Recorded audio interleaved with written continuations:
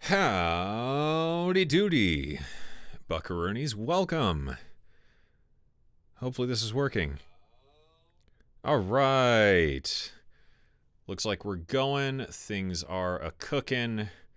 Life is good. So, welcome to Stream Week, but not just any Stream Week, Charity Stream Week. So, in case you haven't heard, I was at my favorite local coffee spot a while ago. It's this little coffee truck called Atlas Coffee. And I saw they were doing this like donation drive for a senior animal sanctuary, which I thought was super, super cool. So I got in touch with them and I wanted to do Charity Stream Week for them. So how this works is I'm going to be streaming every single night doing a variety of stuff, and my goal is by the end of this week to have everything on their Amazon wish list bought out completely. The Amazon wish list is linked down in the description below. It should be in the pinned chat thing. I think I did that right. And yeah, that's the goal. I thought that'd be super cool. There's a lot of stuff they need, you know, beds and gift cards for food and all that stuff. So I thought this would be a super cool project, and hopefully by the end of the week, all these animals get a bunch of cool stuff. We all feel good about ourselves, and everyone has a great holiday. So this organization is called Hot Rod's Garage Senior Animal Sanctuary, and it's actually right down the road from my house. I had no idea it even existed. But I thought that was really cool. It's a really cool place. It's all veteran-owned and operated, which is awesome, of course. And like any sanctuary, shelter, anything like that, of course, they run on donations and stuff, essentially. So I thought this would be a cool way to help them out.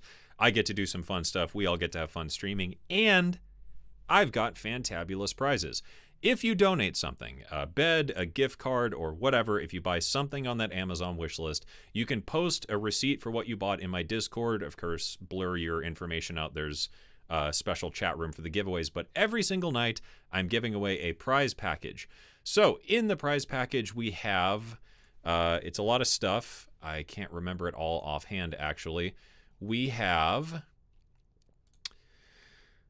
one copy of Arteria Pigments 4, one $100 Perfect Circuit gift card, a Lunacy Audio Cube license with all the expansions. PSP AudioWare has agreed to donate 3 plugins of your choice every single night, and UVI is donating a copy of Falcon and every single Falcon expansion every single night. So if you donate something, you can show what you donated in the Discord, then we will enter you into this giveaway, and I will be doing this giveaway every single night. So super, super cool. Should be a ton of fun. One quick disclaimer. My computer is a massive hunk of monkey cocks and has been nothing but a pain in my ass all week. Of course, this has to happen the week of Charity Stream Week. Whoops. And of course, it's also right after I went and bought Christmas presents for, you know, my wife, my nephew, everybody. So in the event my computer screen blacks out again, I'll try and reboot and get back into the stream, but if that happens, I don't know. I've been trying to solve it and I can't, so I think I'm gonna have to go buy a new computer tonight, which is gonna be super annoying, but yay. So if anyone has a hookup on a PC sponsor, please let me know. With that out of the way, yeah, link is in the description to donate. There is the pinned chat thing. Let's get into some... Oh, actually, Smadger has it. LOL, Charity Stream Week. So let's get into it. So yeah, Arteria just released Pigments 4. If you didn't know, they released that, I want to say last week. And it was a free update, again, for Pigments users, which, like, I mean, damn. Just the amount of added value. Oh, why do I have a demo version all of a sudden? Okay, whatever. Yeah, I can't believe how many updates they've added to Pigments over the years. It wasn't my favorite synth at first, and then Pigments 2 came out. I tried it again. I thought it was pretty okay, but I had a bunch of other stuff at the time. And then by Pigments 3, I was like, damn, this is getting really good. Pigments 3.5 was really good as well, and now Pigments 4 is awesome. I mean, it has so much stuff inside of it. So, yeah, I don't know why. I hope that doesn't affect it. If I run it in standalone, I don't have the demo. I think I might have a beta version, though.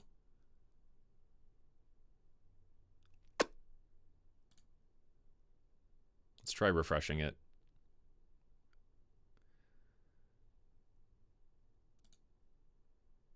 Huh. There we go. Okay, that was weird. Yeah, I think I'm running a beta version technically because I've had Pigments 4 for a little while now. I should probably like update to the official version. Anyways, I wanted to do some sound design tonight for the first charity stream night. I made a bunch of patches already, and if you join my patron program, which is linked in the description as well, after this stream, I'm going to be posting all of these presets for my patrons to download. So just some of the stuff I've made so far.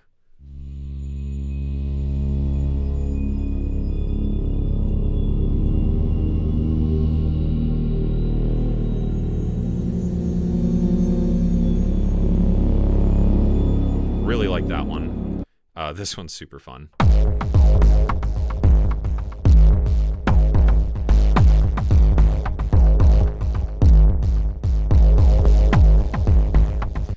Got another one here.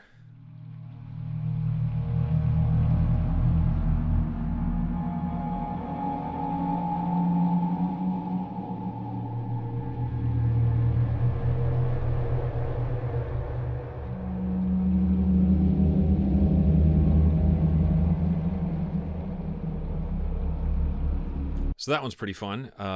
This one, wanted kind of a trailer beat thing. Got a ping, nice movie trailer ping, which sounds really cool low, or really up high. You can get those like super bright, creepy horror movie pings. This one's super fun.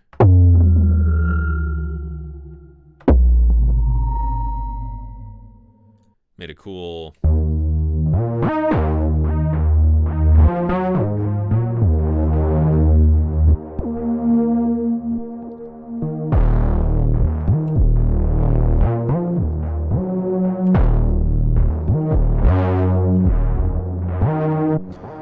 that one's pretty fun. What else have I made so far? A couple more like atmosphere design tools.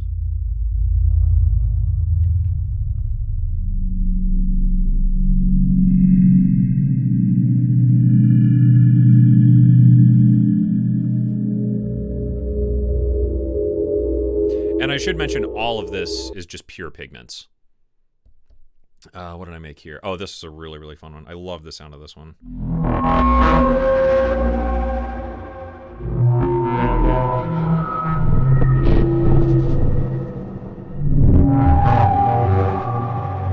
Thought that was awesome. This one. Yeah, we will be doing patch design. I just wanted to show what I'd made so far. That one's cool. This one's really neat. This one's more of like a texture patch.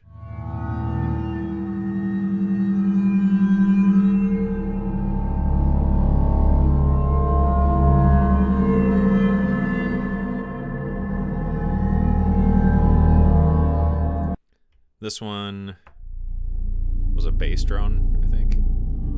Yeah.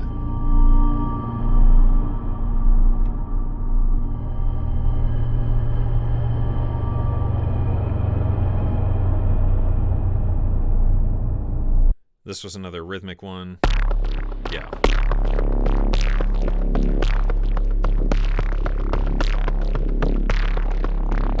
Which has like a little clock thing.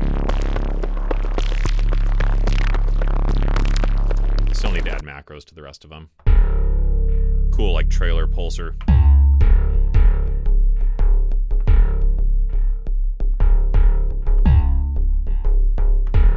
That sort of thing.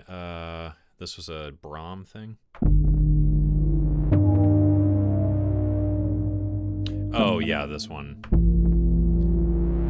That big, like, pitch dive. It's a little quiet, though.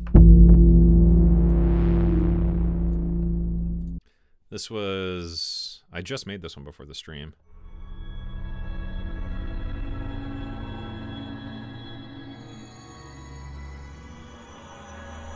Sort of a glittery... atmosphere thing.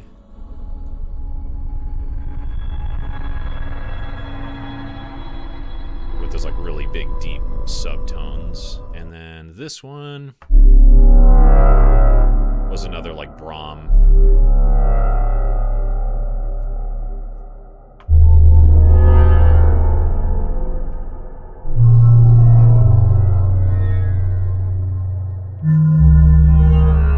Sort of like a wind instrument thing. So yeah, that's some of the stuff I've made so far, which has been super fun. So I figured tonight we would design some more patches with this. And let's aim for, what have I got, 17? Okay, let's get it up to 20 and then see how we're feeling from there. So what else could we design? I feel like we need a good trailer Reese thing, because that's always good.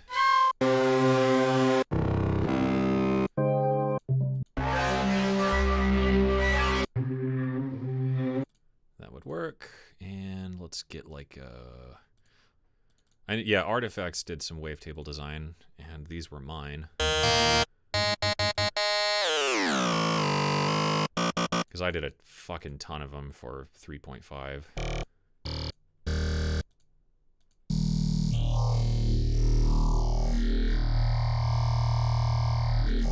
Nice, let's do that.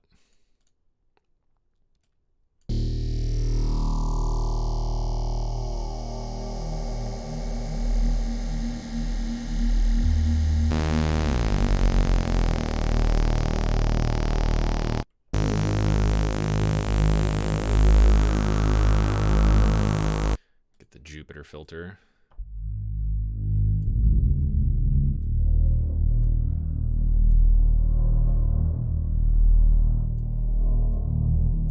Get some movement on that.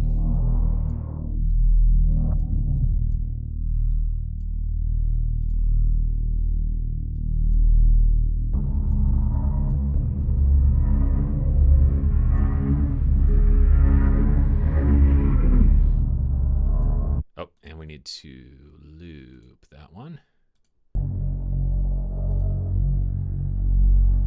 Let's see, so for a trailer Reese, we need a little bit of distortion. A whole ass whop of reverb.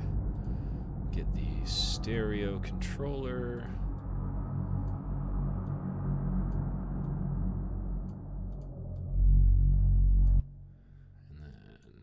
Just turn that off so we can mono the low end, and then one more distortion, maybe a multi-band compressor.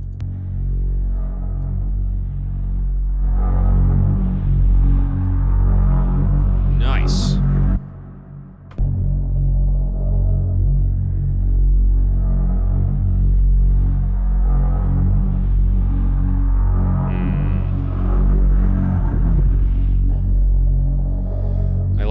Going. Let's turn this into granular mode, randomize the starting point. I'm gonna edit the sample so that it stops here.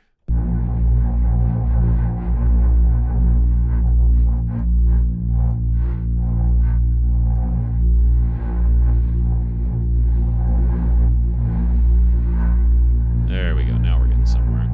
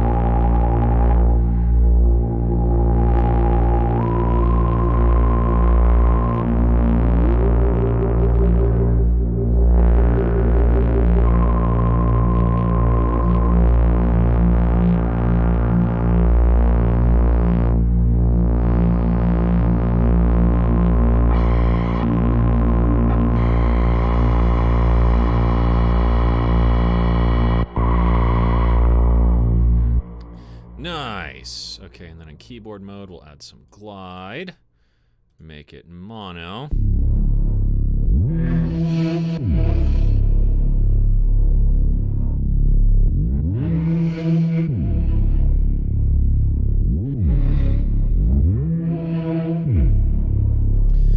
Okay. What else could we do to make that a little bit better? Let's add some FM. There we go.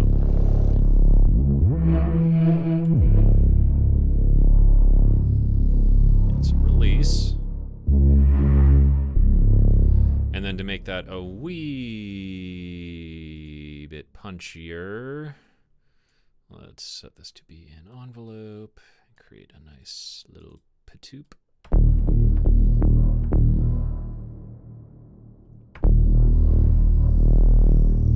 And we will scale that based on velocity. So scale from 0. And a little bit of...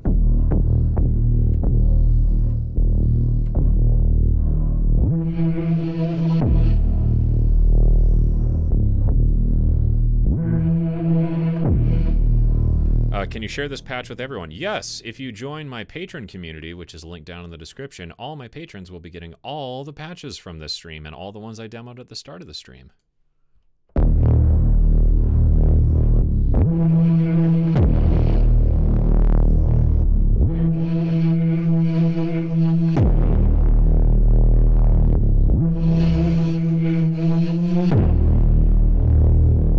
Nice!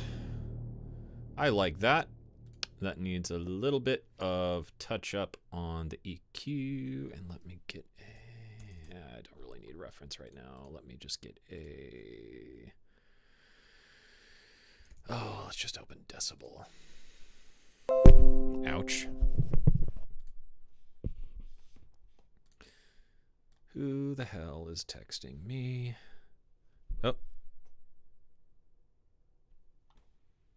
Sorry about that. Move the Pigments window. Thank you, Jason.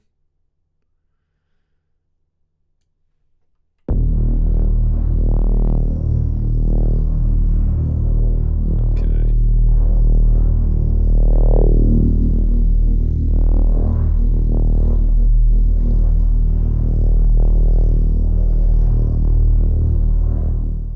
There we go. I think I'm good with that.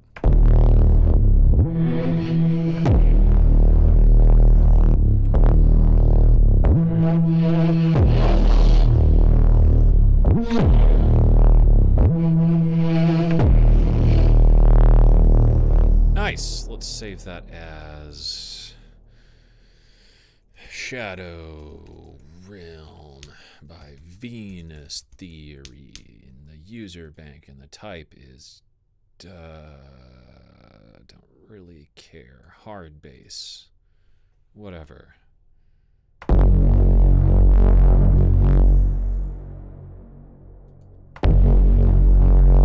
Just make sure to mark that. Cool.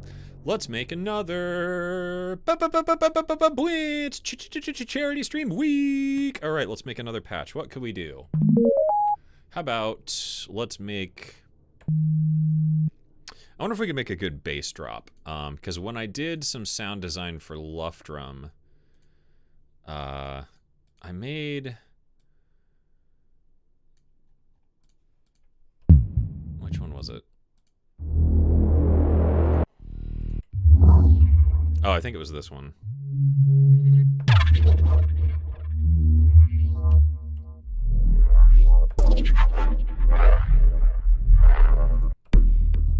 I think, yeah. So it'd be cool to, let's do another one like that. Okay, so template.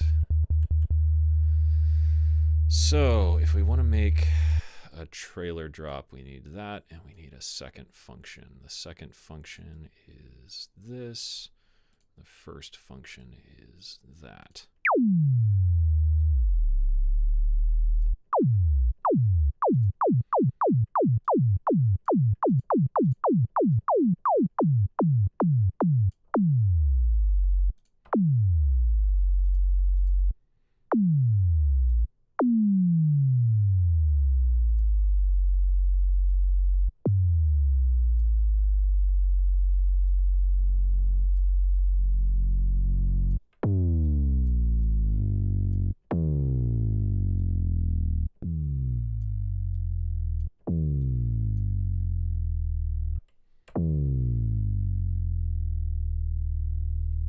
Okay.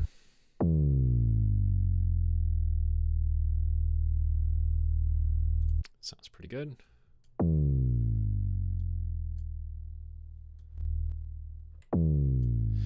The difference between the function generator and envelope. The envelope is just a standard ADSR. Function is an MSEG, so you can have as many points as you want.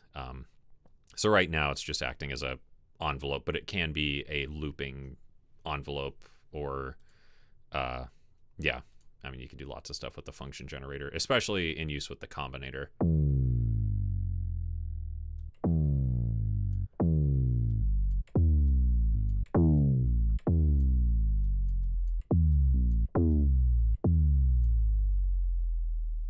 That way it decays.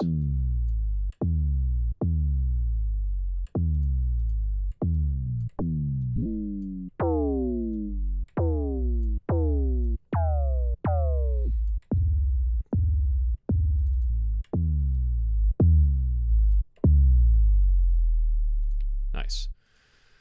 Okay, how about a distortion?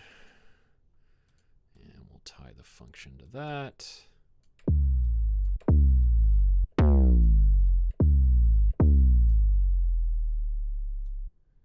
A little bit of juice.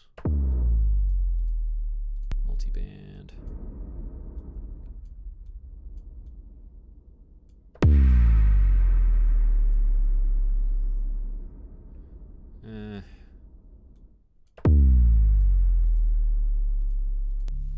And then, yeah, let's do a sample in the second layer. That's actually kind of sick. What if we routed that through a parallel comb filter, though?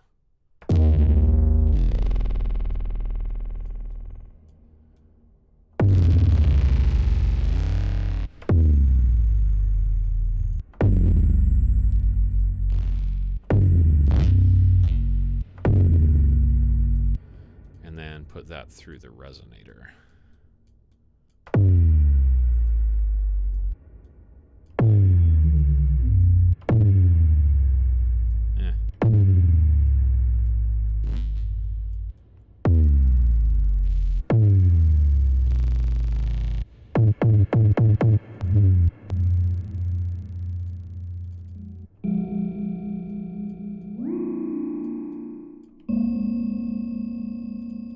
Okay, that's kind of cool.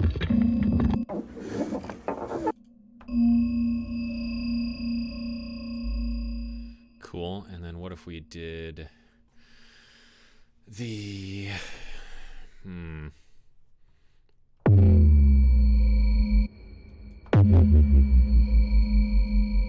we could tie the rate of the LFO to function 1.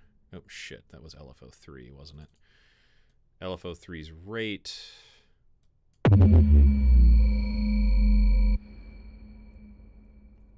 And then we will combinate the output of LFO3 modified by function generator 1, right?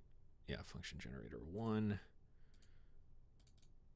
So we will sum.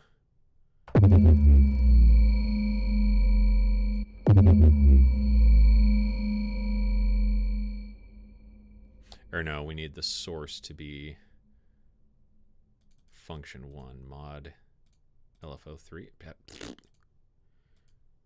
Right? Is that what I'm looking to do? And then output the combinator to the volume. Yeah. That's pretty sweet.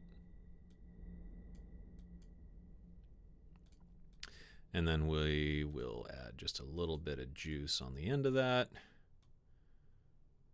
And some EQ. And then we should probably just mono the low end.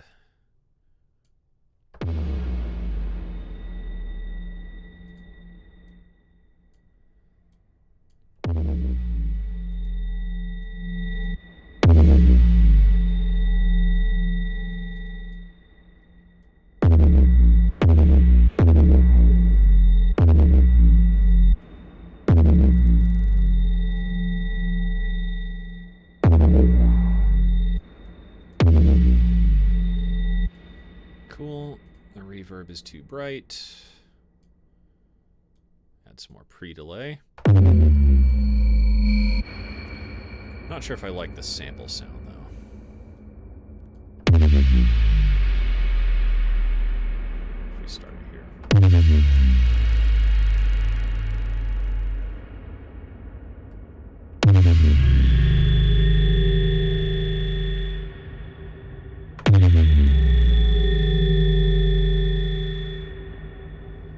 Nice.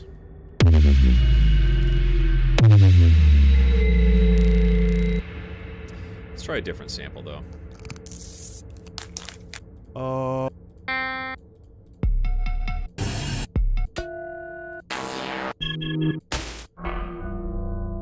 Ooh, that might be cool. And then we could just randomize the start so every hit is like slightly different. Okay,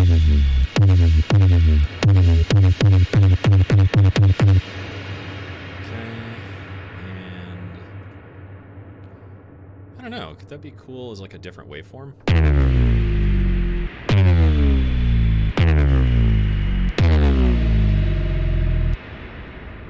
Sweet, and function generator as an envelope. And we can use the sine output of the sub-oscillator. And let's just like juice that. Okay. Cool.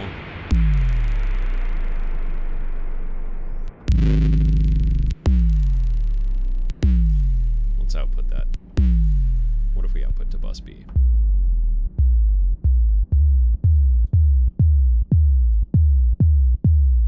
There we go. And let's go into play mode and just level everybody out here.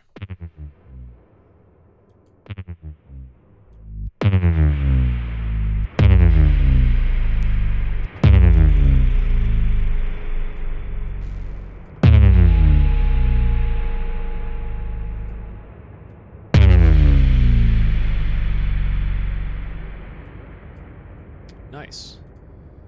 And maybe a touch of just some like texture.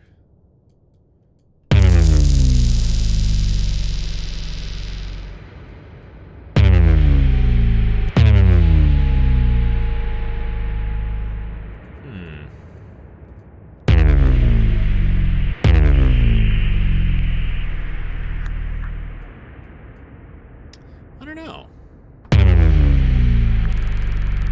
Maybe without as much gain. Cool. And then I actually think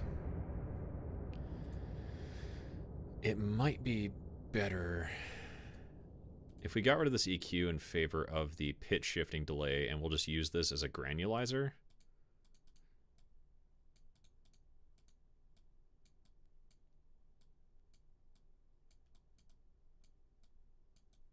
That way we'll get just a little bit more texture to the hit.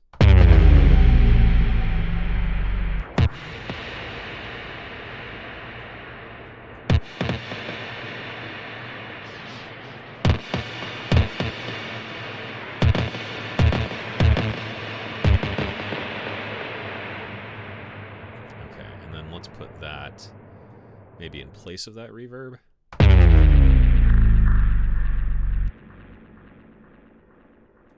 Could pitch shift it a little bit though and get like some cool warble stuff. Nice.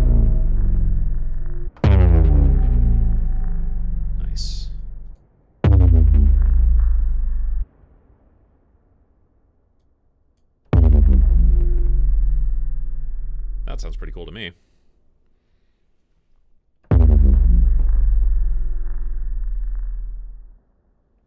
Thoughts on the new one against the older one? Seems more minimalistic. I'm kind of torn. This whole play thing is cool, but it annoys the shit out of me because it's like the default, and there's no way, at least that I found, to disable that. Where, like, in my case, I don't care about the play mode. I want to get into this stuff. But, you know, whatever. Okay, cool.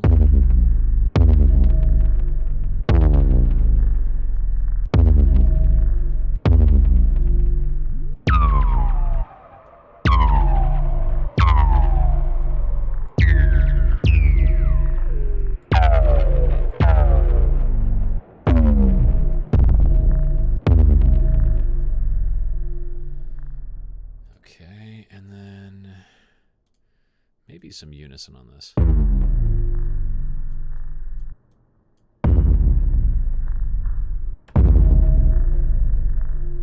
Cool. And then a little bit more transient.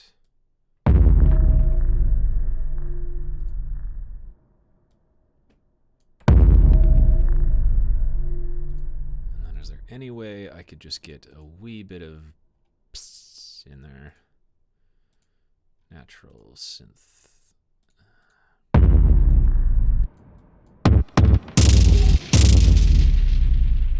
Okay, that should do it. I've already used all these. Let's use envelope 2.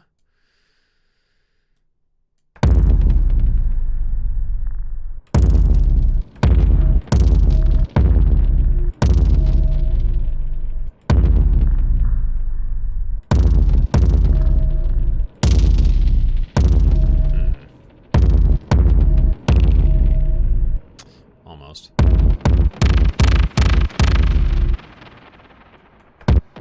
I'm surprised they didn't add an output function for these, because that would have been handy, because now I'm getting too much spray. That's actually kind of neat.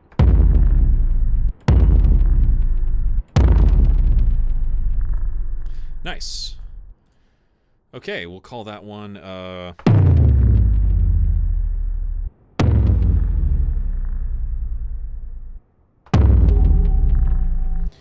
Bone Breaker by Venus Theory. That's me. The type is like a hit. Sure. Nice. So where are we at so far? 19 presets. Okay, what have I got? Right. Okay.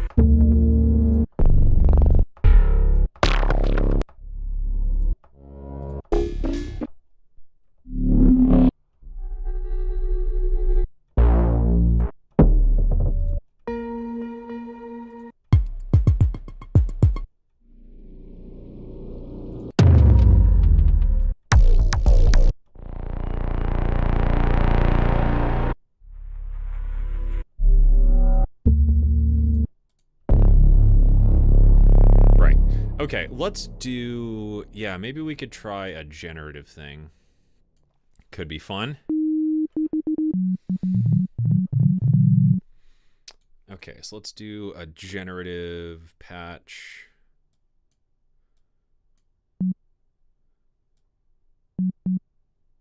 It's just like super, super low probability. And scale will be a custom scale. Let's do the 1 minor 3 4 5 minor 6.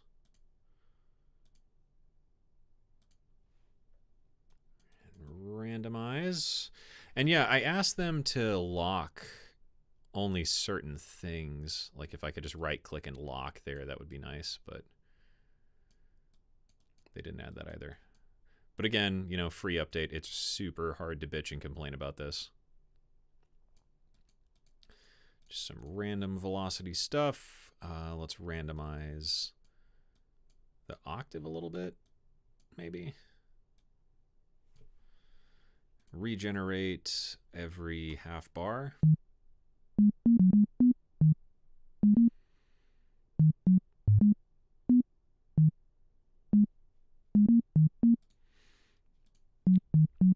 So yeah, how would I make this into a trailer sound?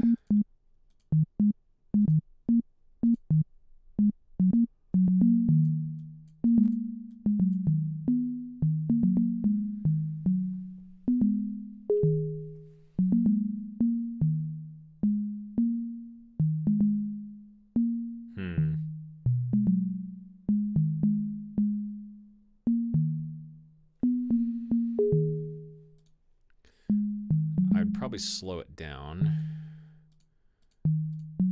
Get a couple like polyrhythmic delays and then maybe a shimmer reverb. So let's do dotted delay followed by a half note delay.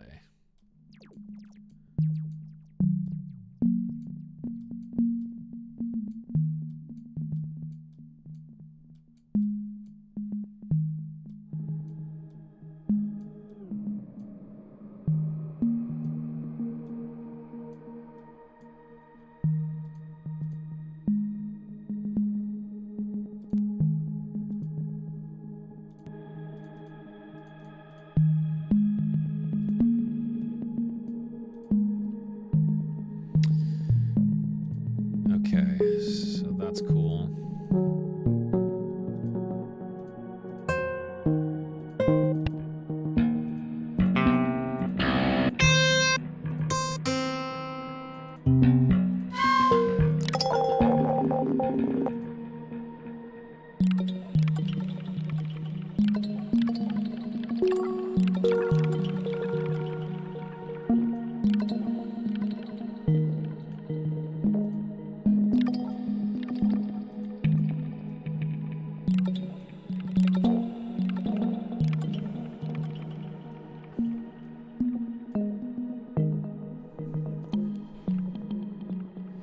Okay, would that work?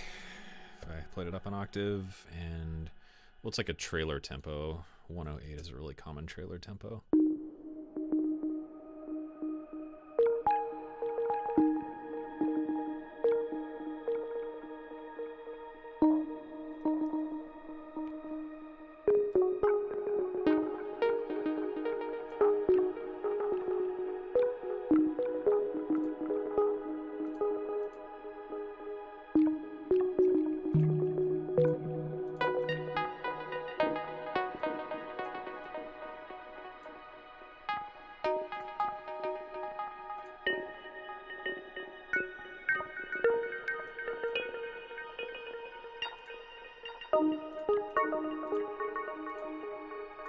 That sounds like a massive pile of shit. There we go.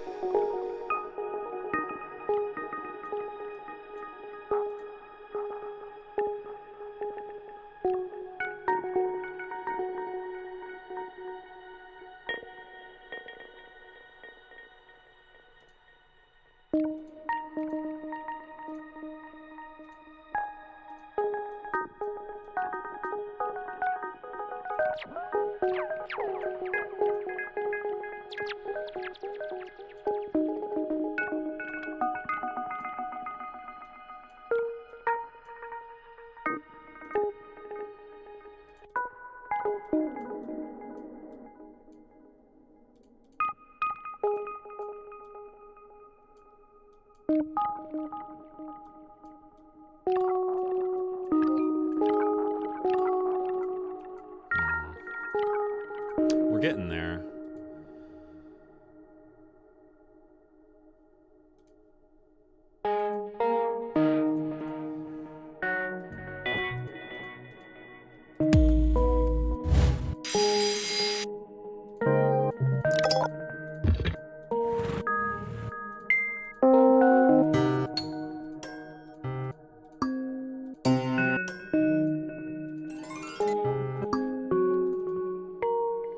And I think because this is going through the harmonic series, we're getting too many weird overtones.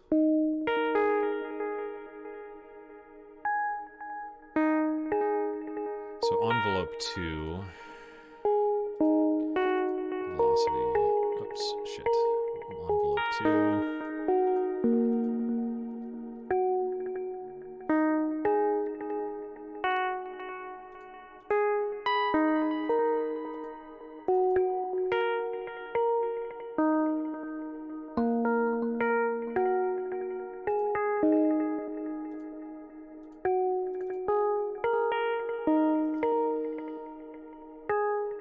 That's not really outputting what I'm wanting. How about if we... I think my mic has been awful quiet. Whatever. Okay, I like this.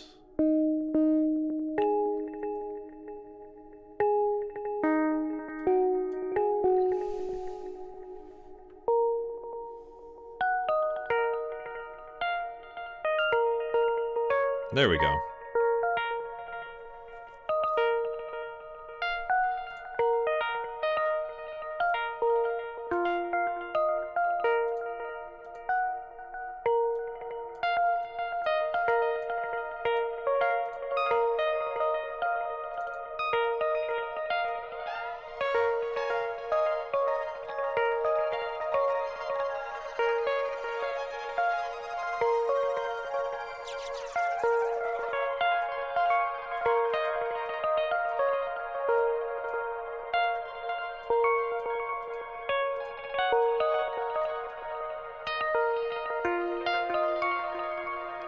I think that sounds pretty cool.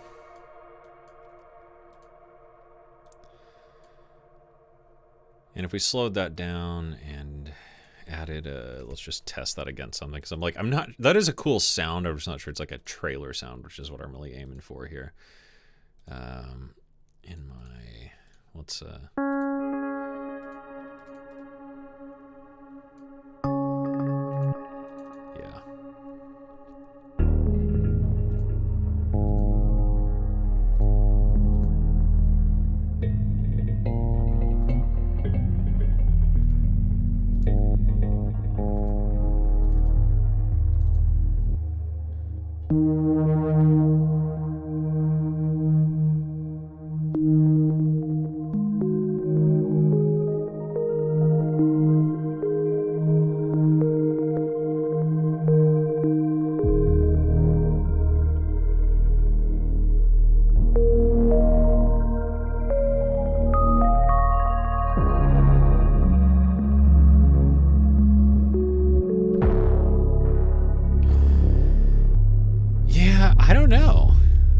it's cool, but I don't think that's it.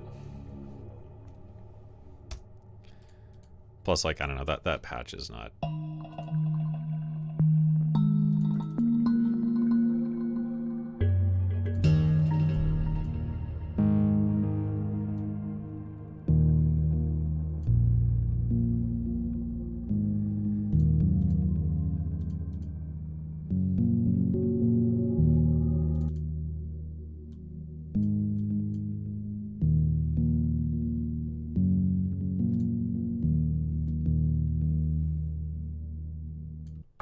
Yeah, not really what I'm aiming for here. Let's do, whoops, let's do a Brahm. How about that? Those are always fun. Can't have enough of those.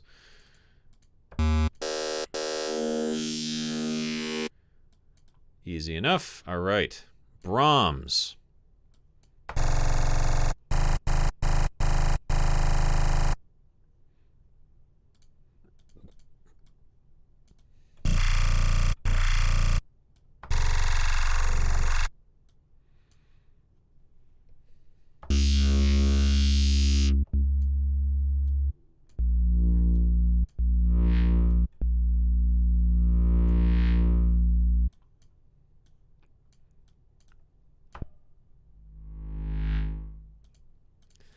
And then, do we have like a, I don't know if I have like a brass sample in here. Drones, granular friendly, impacts, effects, other.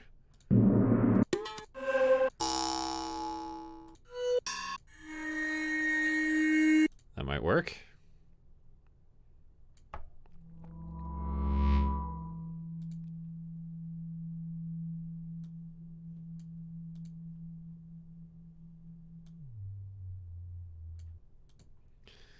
And a bunch of unison.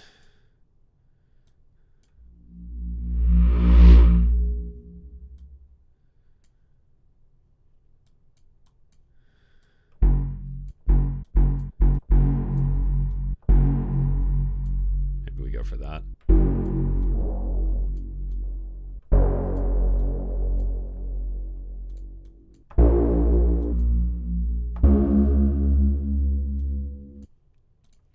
And a big deep saw wave underneath.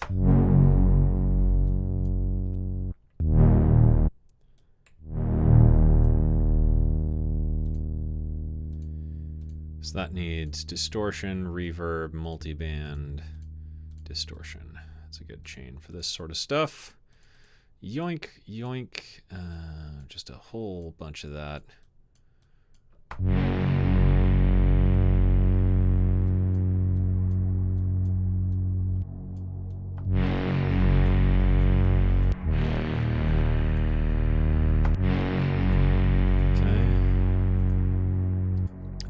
Wavetable.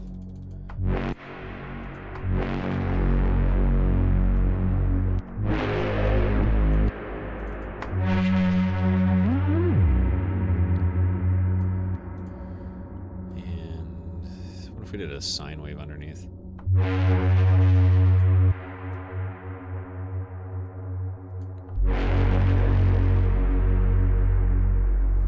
It's pretty good.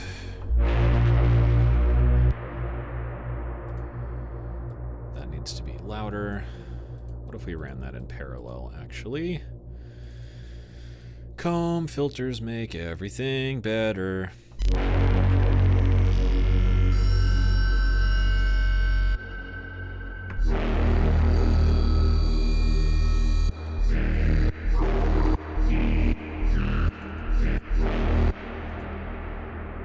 Don't know that I like this one.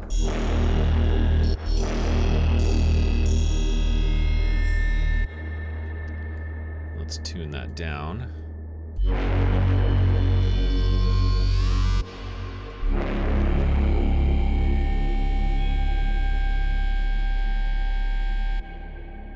Getting somewhere. What if we got it more blasty?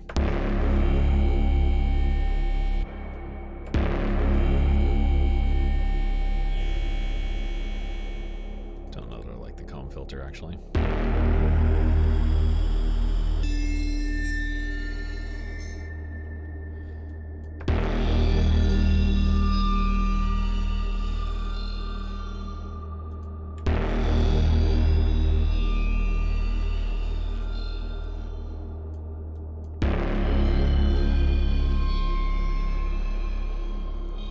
Pretty cool. A little too much distortion.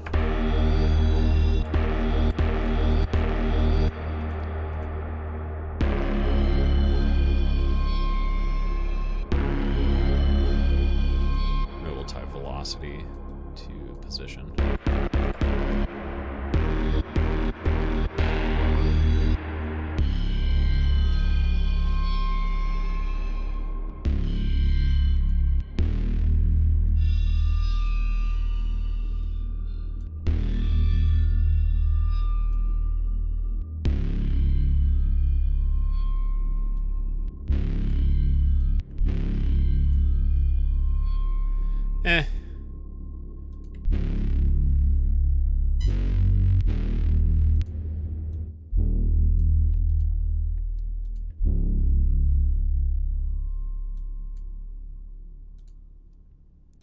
It's a little too wubby.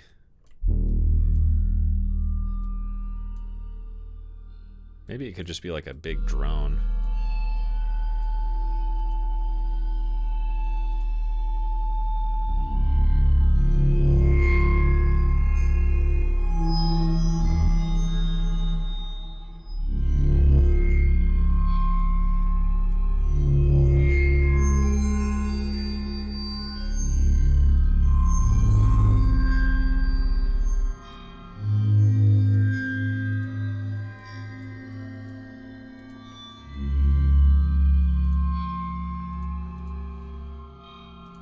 Getting there.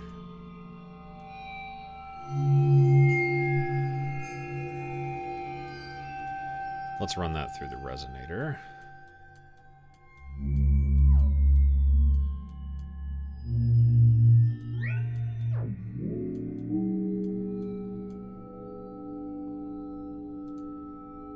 Creepy. If we add a bunch of delay to that, actually let's do pitch delay and make it a granulator thing. That should be cool. Give me some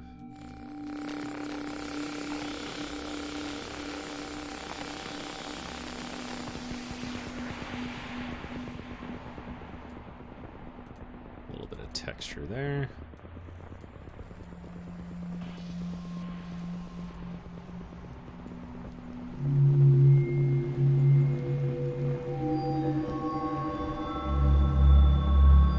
Using Reaper, could you do a video on your likes and dislikes? No. Done doing videos like that. It just starts too many fights. Plus, I don't think, you know, 40 minutes of me talking about why I like Reaper is necessarily a sexy video to watch.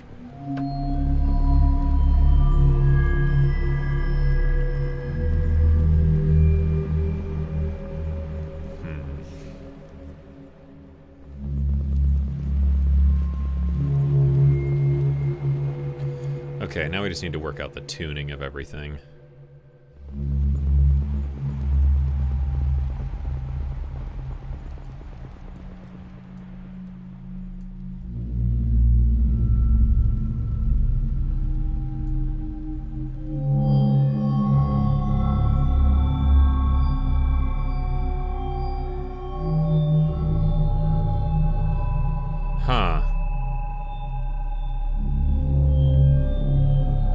How long has it been since Ben tried to convince you to try FL Studio? About like 3 hours. I think we were talking about it earlier, if I remember right. Maybe that was yesterday.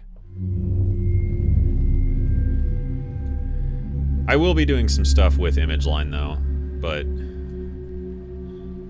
for now, it'll be something pretty cool though.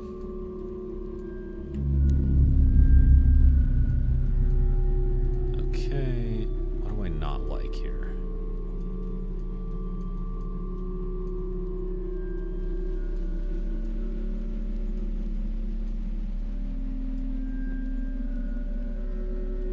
This is just like a trailer drone. We need to randomize the start position of the sample.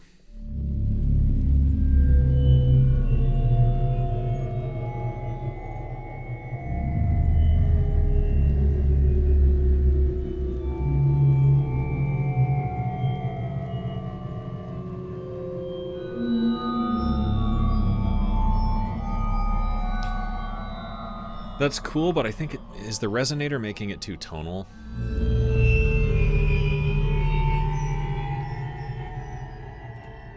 Oh, no, it's the pitch shifting delay creating a regular fall will make things intervallic. Right. Because our brains are stupid. So just don't pitch shift it. And now we've got just enough tone to be interesting. But what if the reverb is post?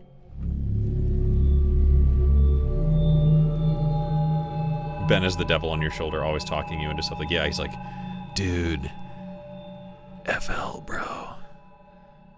He just like comes in my bedroom at night. Hey bro, have I told you about FL today?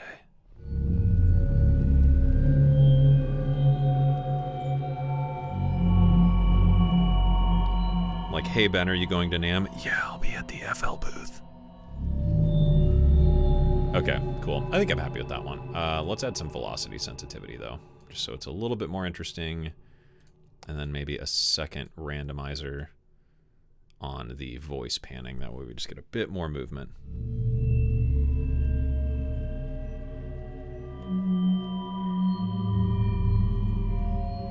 Do you enjoy atonal music? Yeah, I mean, I guess. I'm just like, you know, like I've said a gajillion times, I'm super into like trailer and game and movie stuff, so I really like doing stuff like this just because it's more interesting, because like if I have to make one more like lo-fi keys patch or something, I might kill somebody. The aliens have landed by Venus theory. The type is sound effects. I don't give a shit. Okay, what have we got?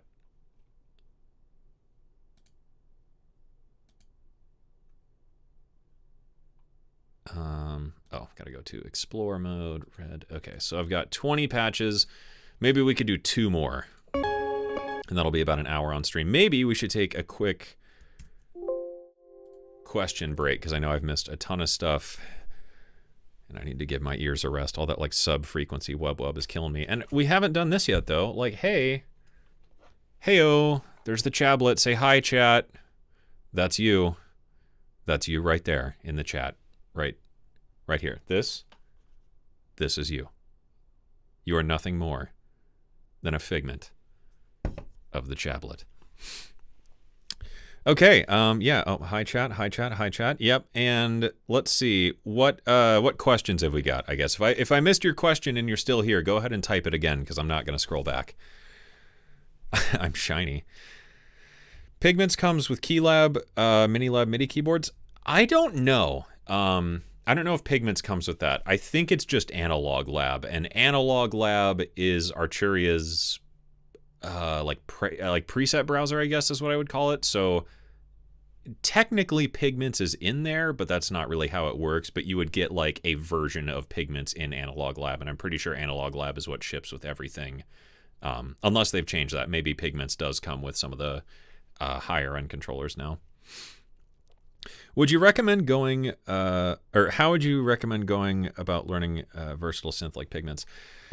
That's a really good question, actually, because like Pigments is deep, like a lot of, big synths. I would say the best way to learn Pigments is just open Pigments and then open another copy of Pigments, one with a blank preset, one with a preset you like, and just recreate it. And that way you can kind of learn like, okay, when I make this change, what happens to the sound? Okay, why is that? It might be like, oh, now it sounds more distorted because I added a distortion. Or, oh, now it has that nice dark rumbly feeling because I have one filter in parallel on a low pass and one with like a high pass. So I've got like this really dark rumble and this really bright airy thing.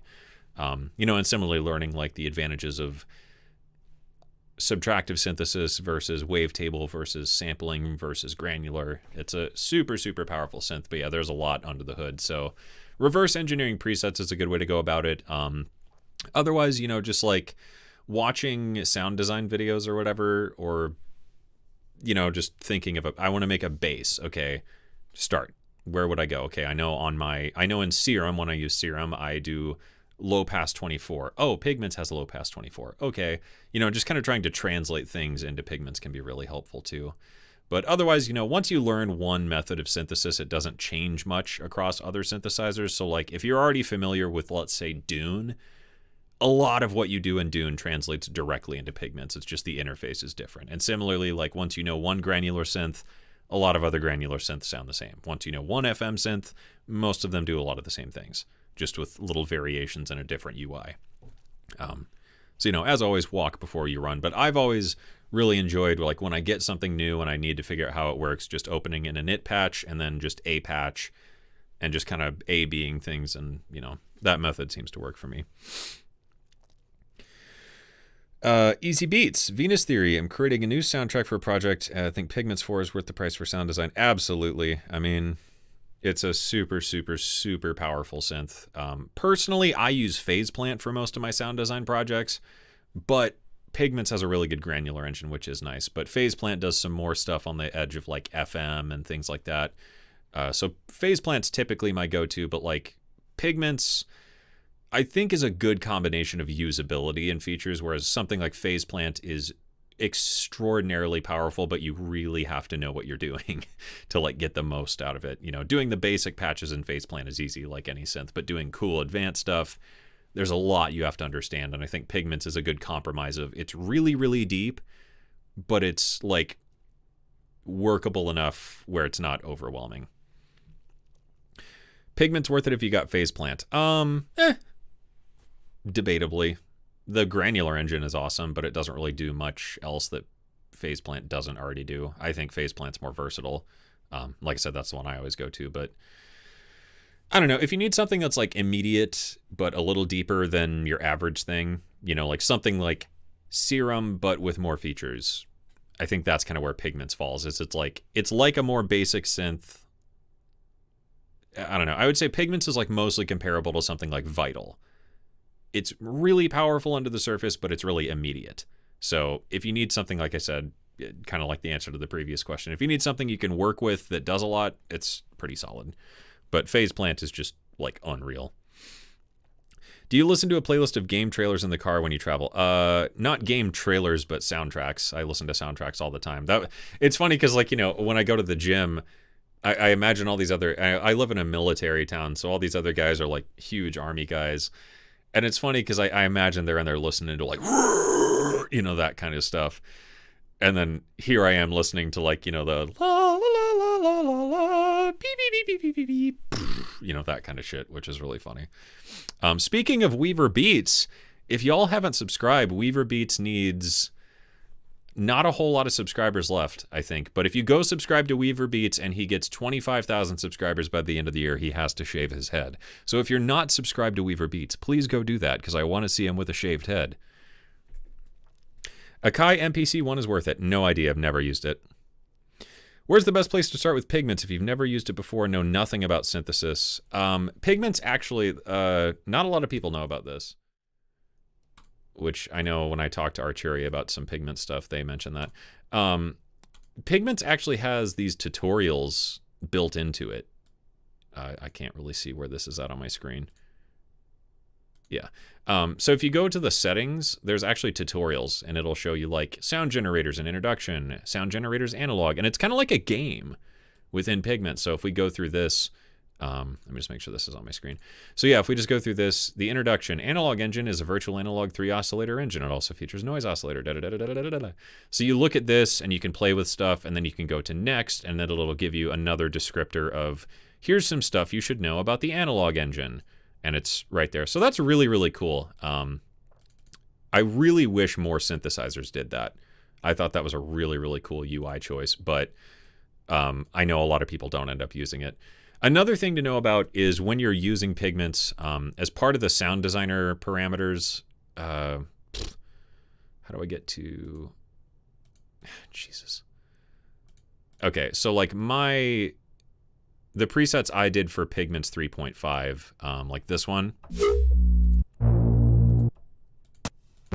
I think. Yeah. So this is one of the ones I made for Pigments 3.5. And this little button here, when you see this thing highlighted in yellow, the sound designer is trying to tell you like, hey, try playing with this parameter. So when I made this preset, I was trying to show you like, hey, try changing the wavetable. And like the wavetable will have a big effect on the output, and try changing the wavetable position. I've modulated it a little bit, but if you move it a little more, there's some variety. Try tuning it differently. Then in the second engine, I was trying to show like the tuning and stuff. The utility engine, try changing the noise. And then in the effects, I think I mapped a couple parameters like, hey, try tweaking the reverb and stuff like that. So that's a good way to play with it. Probably a good time to shout out as well. I know it's been on the stream the whole time, but hey, it's Charity Stream Week.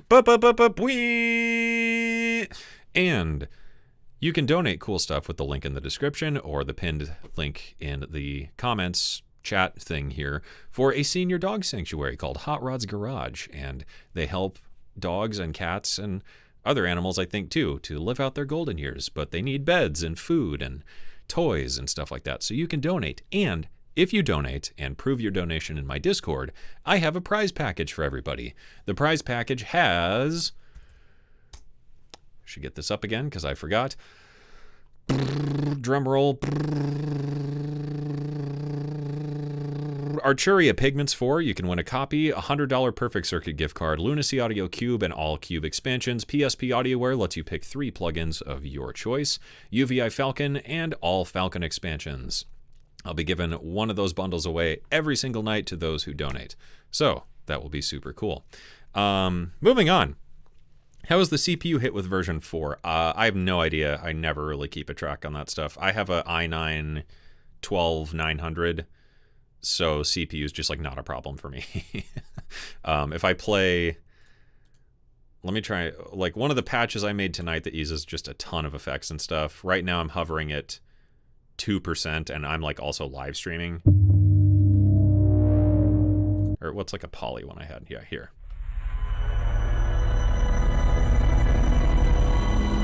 Holding down 8 notes gives me about 15% CPU use, which I don't think that's too bad. A sound design challenge, a dog barking. I guess we could try that. Kyle Gray, hey Cameron, how do you typically approach assigning the macros on patches like these in Pigments? Arturia's sound design guide is 4 macros. They should be time, timbre, time, a third macro, and effects. And the third macro can do whatever you want. So I kind of use a similar system in my own patches where I just try and find like, okay, if I'm using this patch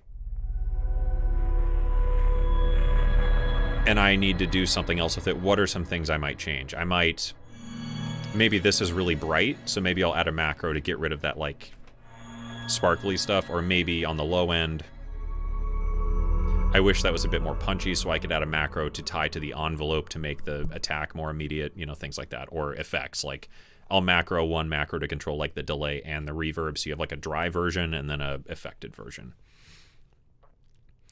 Has Pigments completely replaced Rapid in your day-to-day? Haven't seen in your vids in a while now. I had to uninstall Rapid. It was acting really weird for me for some reason, and I think it was after I messed with something, I don't know, and I just haven't reinstalled it yet, and I've just been busy with other stuff. I still think Rapid is awesome, but like 90% of the sound design stuff I do, I just use Faceplant for because it's just so powerful. Rapid is still super cool, but I've gotten more and more away from plugins in music. I use a lot of hardware. So, I don't know. I just haven't had a need to like reinstall it. And a lot of the work I've been doing lately is just not something Rapid is needed for, you know. So I've just haven't had a need to reinstall it. But still a great plugin. And I think the granular engine is super cool. And I miss the mod matrix of Rapid for sure. And, you know, some of the effects, like some of the effects in Rapid are amazing. The Rapid reverb is super, super good. And I kind of want to reinstall it just for the effects version. Random question. What do you think of VGM chiptune subgenre Undertale soundtrack? I don't know. I get chiptune music and I appreciate it. It's just not my thing. You know, I've listened to the Undertale soundtrack, of course, and Hyper Light Drifter, I think, used a lot of sort of, not necessarily chiptune, but kind of that like lo-fi chiptune-esque thing, and I think it's cool. I like the emphasis on melody and stuff like that, but I don't know, it just reminds me of like old plug-in crack music or something, you know, when you would like pirate FL and it would be like beep beep beep beep beep beep beep beep beep beep. Yeah, it just reminds me of that too much.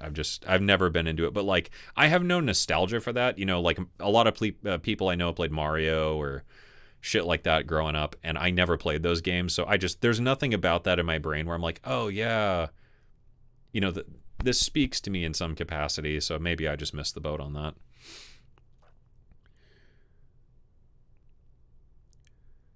Richard Harmon, can you explain demo a resonator? Is it just a filter with resonance turned all the way up? Yes, pretty much exactly. Let's take a look at the resonator. Whoops. I'm a professional. Okay, so if we just go to an initialize patch, let's go to this and go to sample and noise. There we go. So right now this is key tracked. So when I play a key, it pitches the sample respectively. And we could turn that off so every key produces the same pitch. If we switch this over to resonator mode and we take a look at something like, we'll just use slice EQ as a visualizer. If I drop the resonance all the way down, whoops, sorry. Let me get this over here so we can see it. With the resonance all the way down, we just have noise. If I start increasing the resonance, you'll see we're generating a harmonic here, here, here, here, here. So this is just resonant peak filters probably. Or it seems maybe the last one is a resonant peaking filter, and these prior filters are bandpass filters. Yeah. So then we can detune the relationship of these. So that creates inharmonic resonances, like a drum, where a drum doesn't sound like a tone. It just sounds like a series of tones on top of each other with no relation to the fundamental. So if we do that,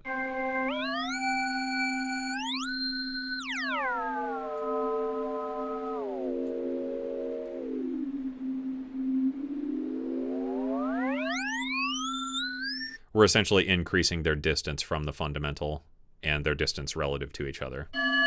So that way we can create... So if we key track this, now those filters are going to move as well. And with something like this, if we just created a super short envelope, we've just turned noise into like a marimba sort of thing. And this is pretty much the same way, I believe it's Mutable Instruments Platts does that sort of stuff. And Applied Acoustics, Object Delay, and the Resonator within Multiphonics function on the same principle. So this way we can create kind of like a drum. And up here it's more chime-like. That is a resonator. Good question. Hopefully that explains it. Easy question. What's your favorite hardware synth? Man, gotta be the Iridium. I use the shit out of the Iridium. Love the Iridium. Hard to not like that one, so that's kind of a basic answer. I really like the PWM Malevolent as well. That one's really, really fun, although I wish it was polyphonic sometimes. And yeah, I don't know, the Iridium probably has to be the choice, but other than that, I mean, maybe the Polybrute. The Polybrute is just fucking satisfying to play. You know, even though the Polybrute is certainly not the most powerful synth on the face of the earth, like it's an analog. You know, it sounds a lot like other analog synths. It's like saws and squares and stuff. But with the mod matrix and just like, there's something about the tactile sensation of playing the Polybrute. And, you know, it just looks cool, right? Like that is just an objectively cool piece of hardware. It's like a piece of fine furniture is the best way I can think to describe it. And just, yeah, it's just a damn fine thing to play. It feels like sitting down at a piano. But the Iridium, I think, has to win just because, like, I mean, damn, it's a powerful synthesizer.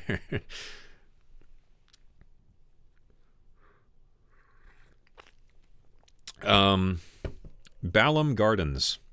Sorry if I butchered that. Love the stream. I was wondering what platforms and communication tools skills helped you the best to find clients when you first started contacting them at the beginning. Google. I literally would just go on Google with my Excel spreadsheet, and I would find a website of a sound label or place I wanted to work with. I would go to their about page or whatever and find a contact email, or if it was a contact form, and just put that in my document.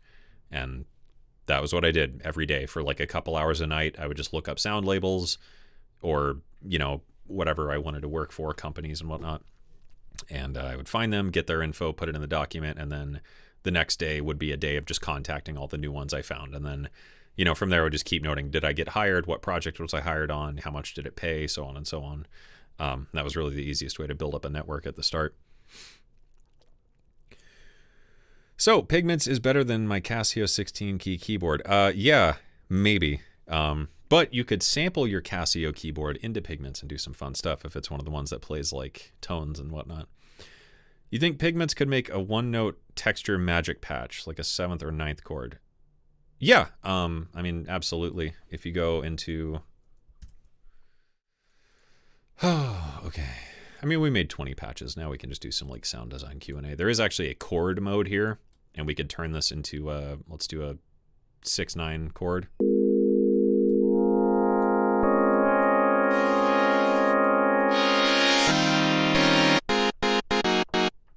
And you can even randomize this. So if I do the random as a sample and hold where it re-triggers on each one, I could put this in the middle and just generate random chords with every hit with a tonal center.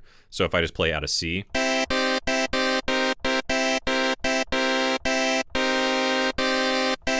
and we increase the range, which is pretty fun. But yeah, I mean, you can totally make these huge pads and stuff. If I go to,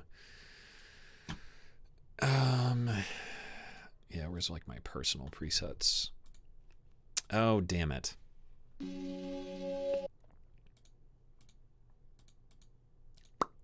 That's a problem. Okay.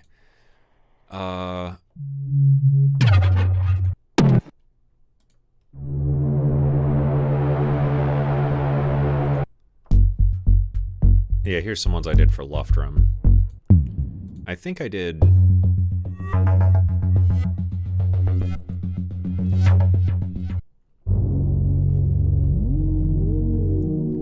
I swear I had one that was like a cool pad, but maybe that was on my... Or maybe I'll move those to my server. I don't know. But yeah, there's a ton of just phenomenal pads and stuff. Did I do a pad pack with Luftrum? Or was that just the base project for Pigments?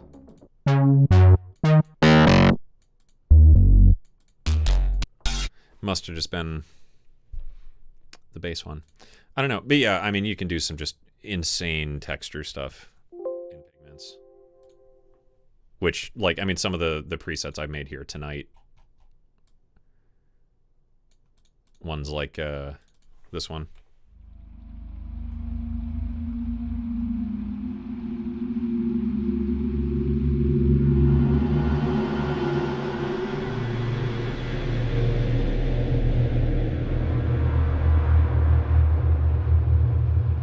Yeah, I mean, Pigments is capable of a lot.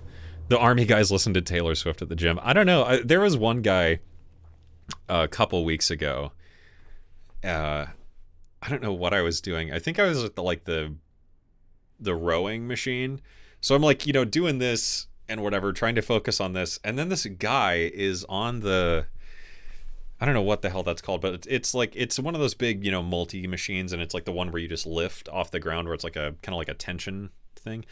And this guy like does his set, and then he stops, and he's just kind of like jamming to himself, and like I couldn't help but think that he's just listening to like "I'm a Barbie girl" or something really dumb like that. But yeah, he was feeling himself. But you know, I mean, whatever. Everybody needs their power lifting music, I guess.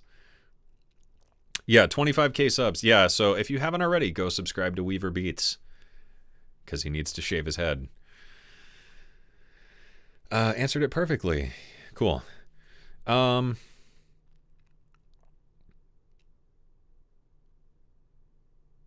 it looks like my chat froze, maybe.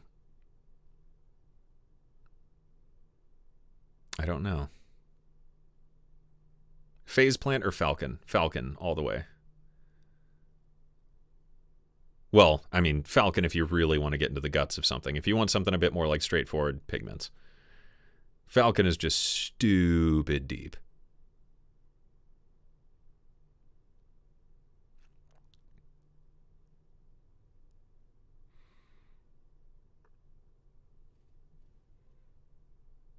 Let's catch up on questions here. Your videos make my day. Thank you so much, bro. Hey, thank you, Alpha Being.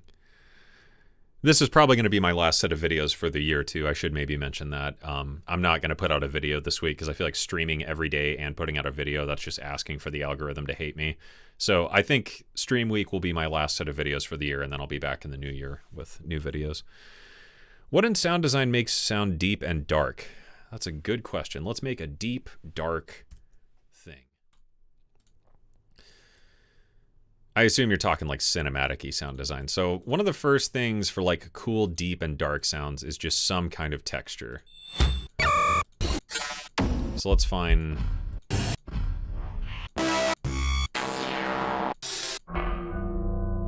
Perfect.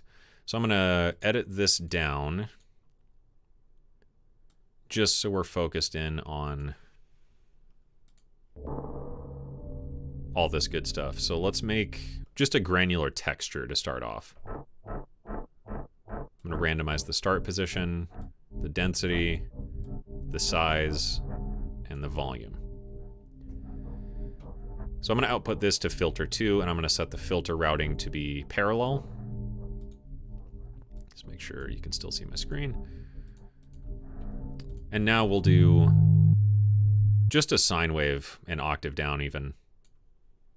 We'll feed that into filter 1, and then filter 2, we could maybe do like, let's just use the multi-mode filter and use a notch. And then we will tie an LFO to that just to create some movement. Make it really slow and make it free running. That way it doesn't re-trigger, it's always just running. So this is sounding pretty good. I'm going to change LFO2 to a sample and hold waveform with smoothing. So this way it's just a sample and glide LFO. And we'll tie that to the volume. this way, and again, free running, that way it's always running. This way, we're not going to have this stable bass tone that's just like all the time. It's going to move and morph a bit. So now we'll up the attack and drop the sustain just so there's some dynamics to the patch. Let's increase the wavefold, maybe just a tiny bit. And the phase mod just for a little more harmonics to that sign. Sounding good. Increase the volume of the sample layer. Let's add a bit of noise. Output that to filter 2. Just creating texture. We can use just a simple delay on time mode. Doesn't need to be synced. Add some stereo spread for some movement. Up the high pass, that way we're not getting too much stereo low and stuff. We'll drop the low pass down a bit so we're not just echoing crispy bits.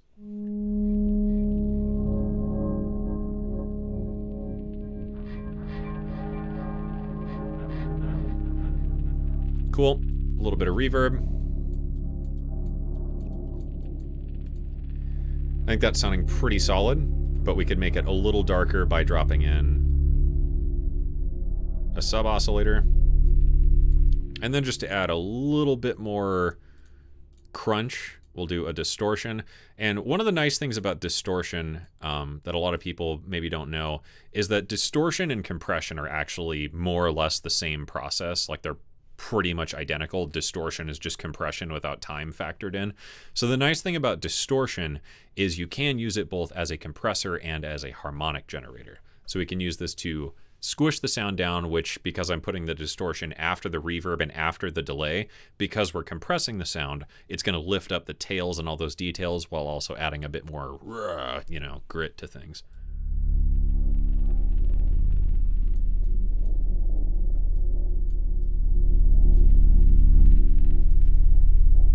So for a little more interest, we might add some unison.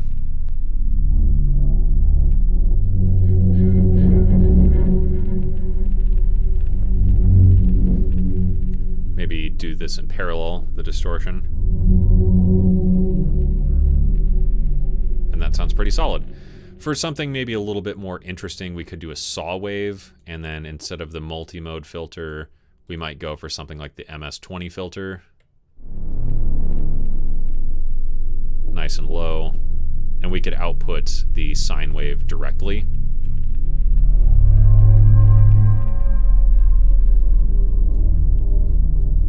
And now we've made this super cool atmospheric thing. Could maybe play with the tuning.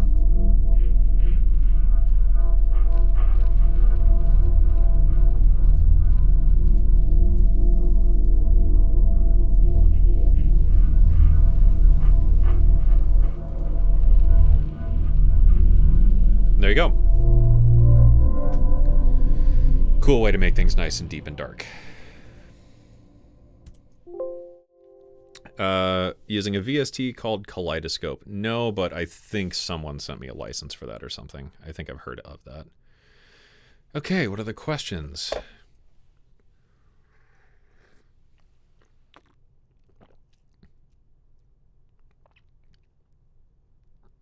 Tried the III headphones as well. Problems with glasses because of the pressure.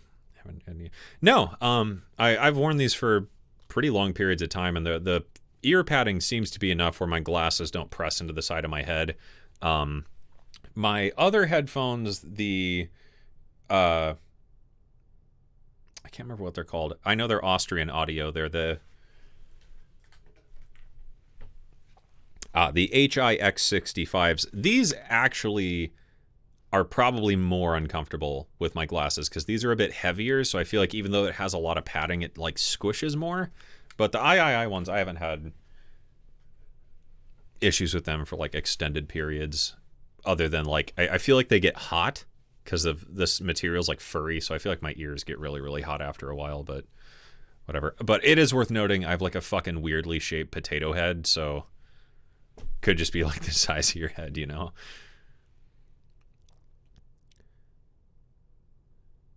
Do you share presets for Pigments? Yes. If you join my patron thing with the link in the description, all the presets I made tonight and the ones I made the other day are going to be available later.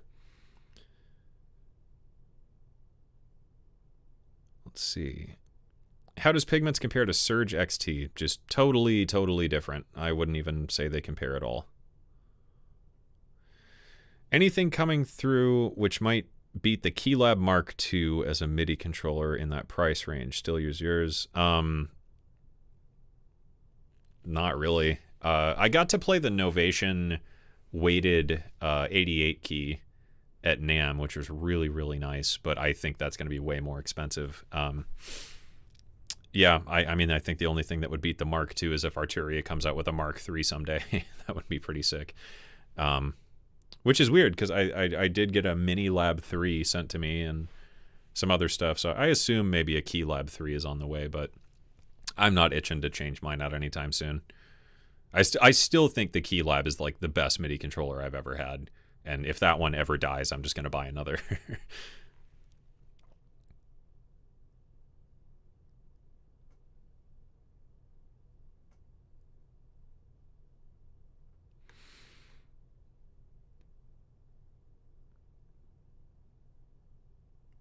I haven't figured this out in Falcon. Can you modulate one oscillator with another in a way that... No, not currently. I hope they add inter-engine modulation at some point, though. If you care about replicability, how can you ensure free-running LFOs start in the same place at the beginning of a track? You can't. Free-running by nature is just free-running. The only way to do it exactly would be to wait for them to line up. I think the only real way...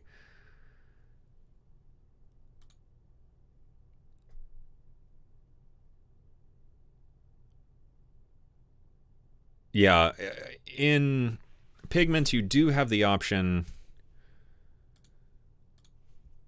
here in the retrigger source. You could retrigger based on the sequencer clock or sequencer start, which might work. That way it's just running with the session. So that way, if you just adjusted the phase of a couple of these and left them as free running, but re-triggered with the sequencer clock or something like that, as long as you're not running the sequencer, that should work. Maybe.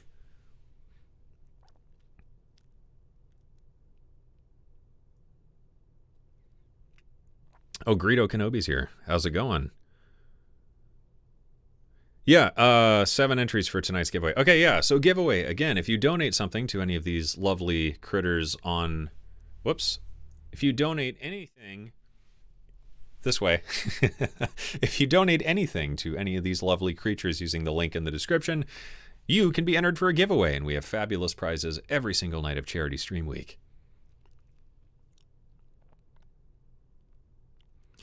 Why are there no Massive X presets around? Is there a reason designers neglect this soft synth? No idea. I never tickled my pickle.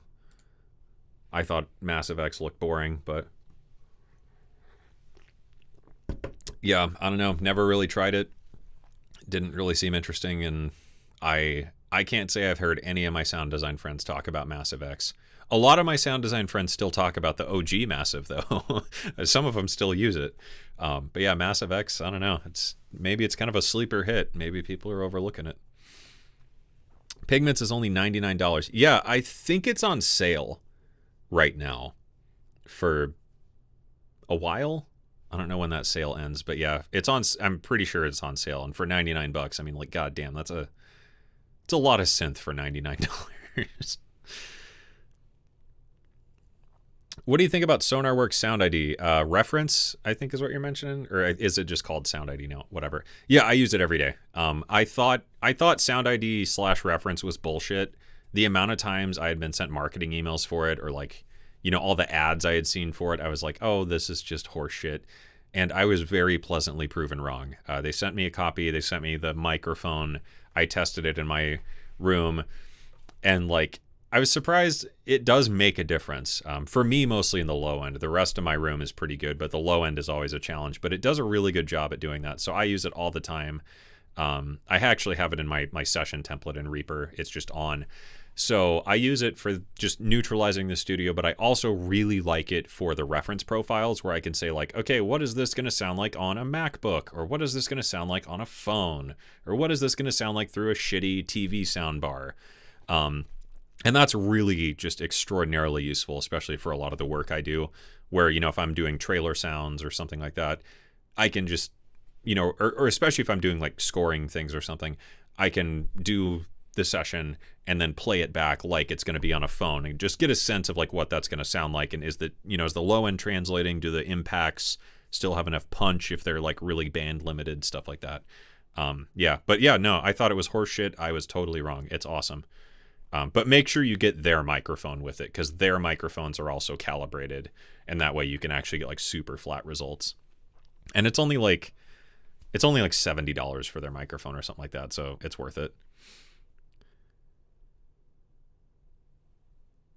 Your head looks perfectly proportioned in 2D. I don't know, man. Oh, Wibble49, Paul at PWM. No shit. What's up? Hey, so Paul is, oh, it's plugged in. I can't pull it off there. Paul is the maker of PWM. That's, PWM is Paul. That's his name. And I met him at KnobCon. Super, super cool guy. Super fucking funny. And the PWM kicks ass. It's like the MS-20's dirty whore of a sister, and it's super, super fun. If you haven't checked out the PWM Malevolent and you're into like analog, semi-modular, you know, noise boxes and stuff, it's super cool for that. And I actually sampled it for my library called Malevolence, which is available for Decent Sampler. And that was a ton of fun. I used that with the Create Audio stuff, and you can make some wild patches with the Malevolent. It just sounds fucking mean. Okay. Trying to catch up here. Andy K, I liked your last two albums a lot. Time to work on your own music this winter. Yes, I've got 2 or 3 songs I've written for my next release. I'm still kind of working through that, but I've been busy. So I think after this week, and during this week, but yeah, after this week, I'm taking my end of the year break for a couple weeks, and that's when I was going to work on more music again, and then I'm probably going to work on music this week as well. So I'll have a new album like springish, maybe. Paul Frields. Thanks, Cameron. You're the bestest. Your channel got me into synths and taught me so much. Hey, thank you. Any controller with a keyboard quality comparable to a Hydra synth? I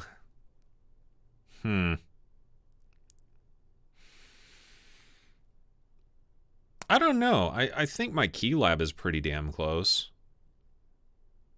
And then maybe the oh damn it, the Native Instruments one. I think that has a really, really good keybed too. I don't remember what keybed is on the Hydra synth. I don't know if it's a FITAR keybed or what it was, but yeah, I think the Keylab I think felt comparable if I remember it right. But I don't know, it was a long time ago that I played the Hydra synth.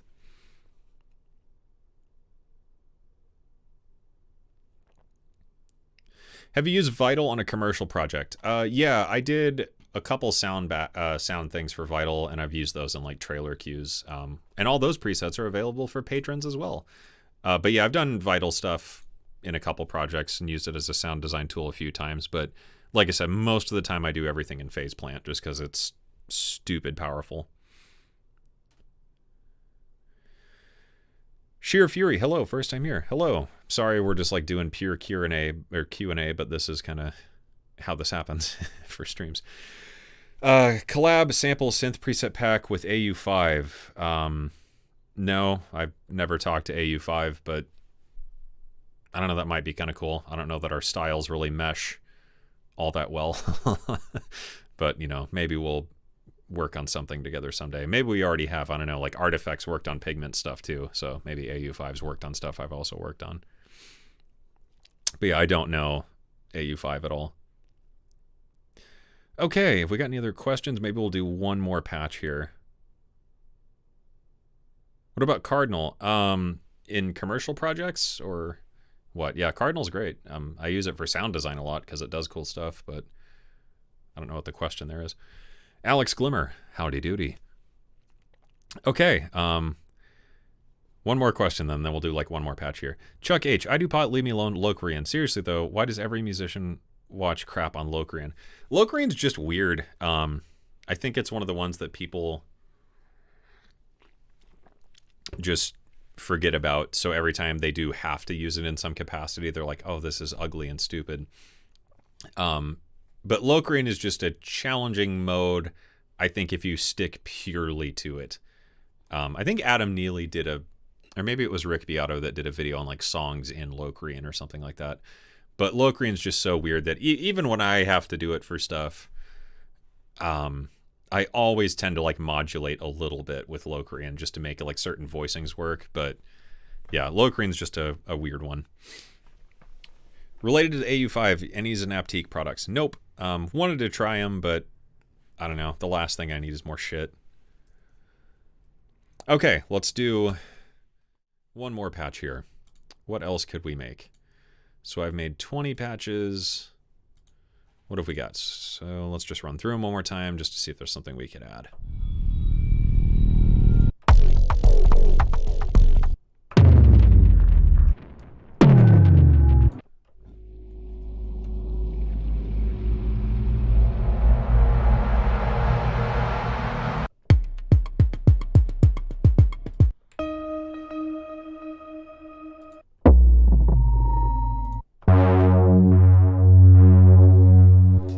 Should actually be tuned down more by default.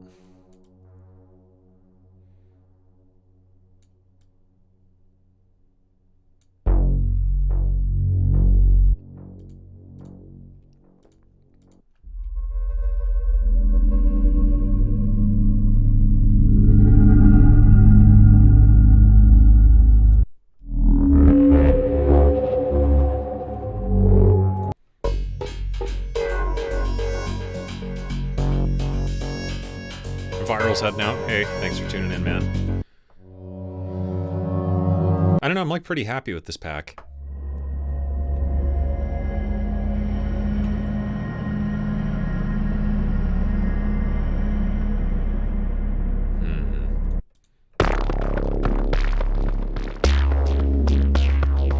Oh, Greg, thank you. Oh, someone else super chatted earlier and I totally missed that. I'm sorry. Whoever you were, thank you. I was like in sound design mode and totally missed it.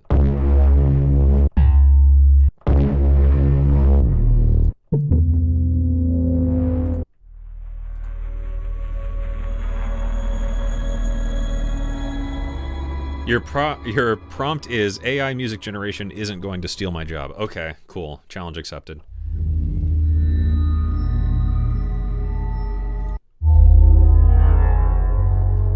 Yeah, I think that's a good pack. Okay, so that's the last patch then. So get your questions ready. We're going to do one more patch, one more Q&A thing for like 10 minutes, and then we're done. I'm trying to keep these streams relatively short. Okay, AI is not going to steal my job. What is an AI sound?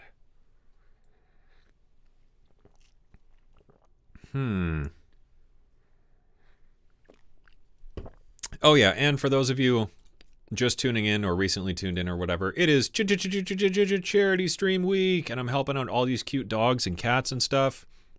And there's a link down in the description you can use to donate to them. And my goal is by the end of Charity Stream Week to have that Amazon list totally bought out. And if you donate something and prove it in my Discord, you can enter for the giveaway where I'll be giving away Pigments 4 and a bunch of other super cool stuff I can't remember. Let's try. PSP AudioWare gives you 3 plugins. UVI is giving you UVI Falcon and all the Falcon expansions. Lunacy Audio is giving you Lunacy Audio Cube and all expansions. Pigments 4, which I already mentioned. And don't tell me Perfect Circuit is giving a $100 gift card. I think that's all of it. Every single night. Every single night. So you could donate tonight, you could donate tomorrow, you could donate Wednesday, Thursday, or Friday and enter for the giveaway. You can't enter twice, but it would be nice if you get, you know, some beds and other cool stuff for cool dogs and cats. Because people are shitty and animals deserve cool stuff.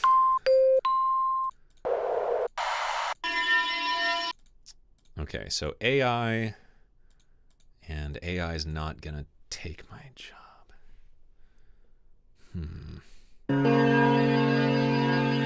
Yeah, speaking of AI, that AI video pissed some people off. I got some fucking angry messages from that one. Holy shit.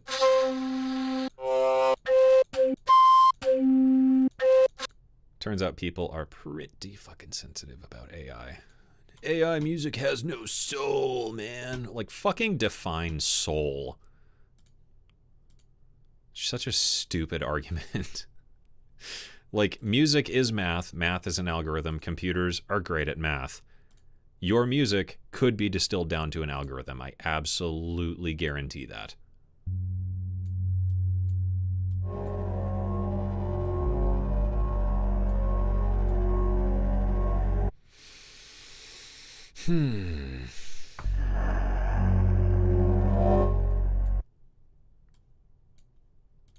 Okay, so I want like...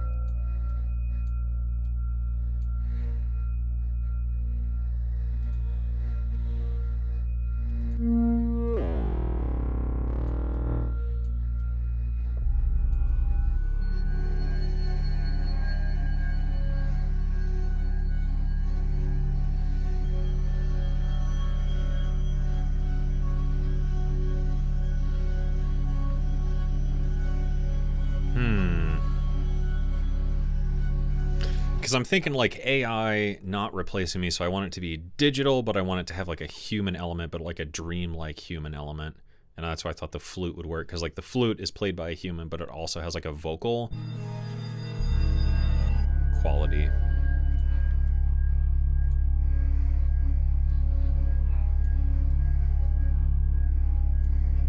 Let's assign the randomizer. Let's get a bit crusher.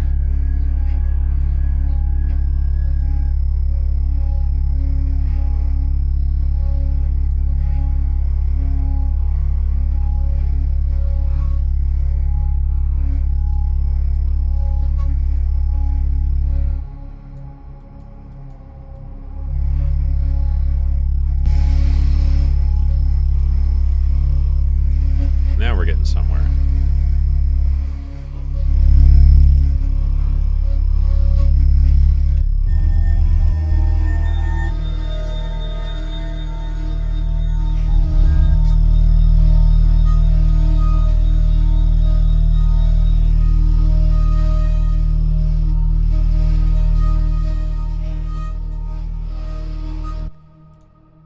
Kind of getting there.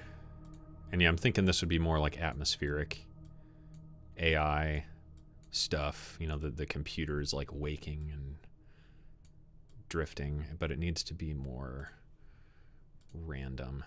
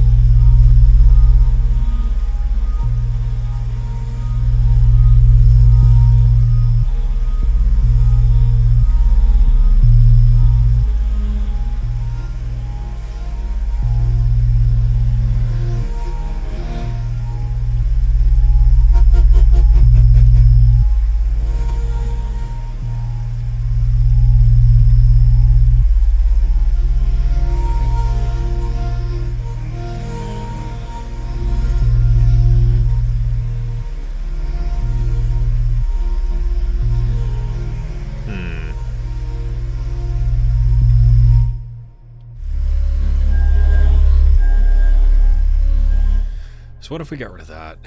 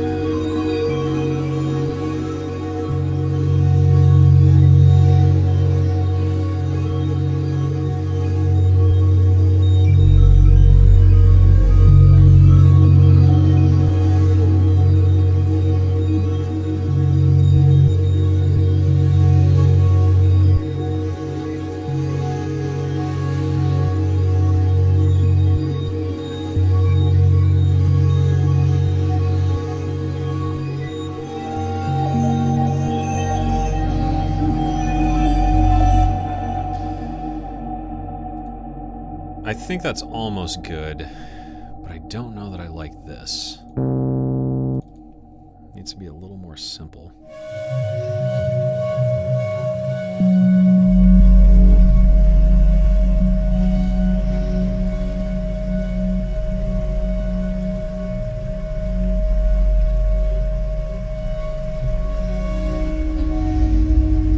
Oh, and thank you, Holger. Sorry if I said that wrong.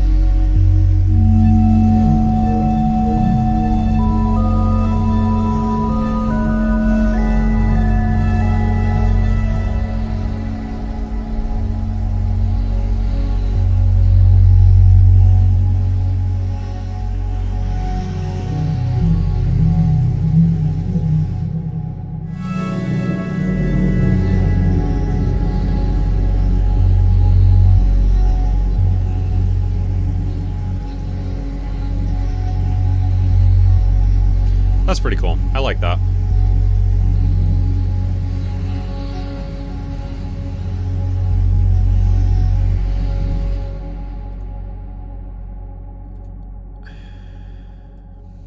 I wish there were voice panning modes. Like if I could have just a distribution matrix where like voice 1 is always center and then tertiary voices are generated within a random range. That would be nice, but it's probably a bit much to ask. What could we cap this off with? Maybe just a little bit of distortion. Just for a little bit of something, something.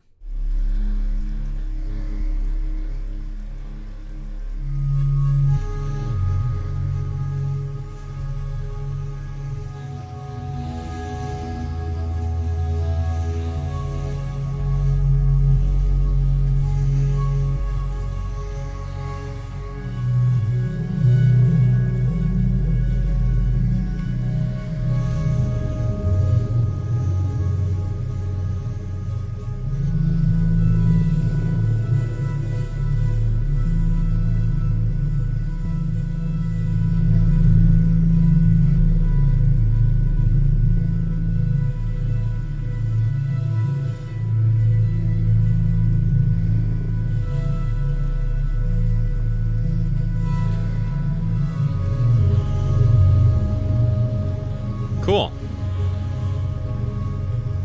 Sounds good to me. Take that, robots. By Venus Theory. Type is pad atmosphere save. Cool. I think that's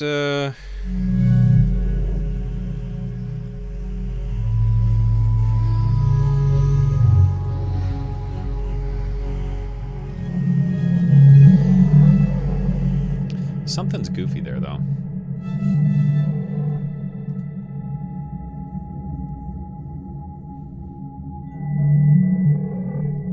Is it the Resonator?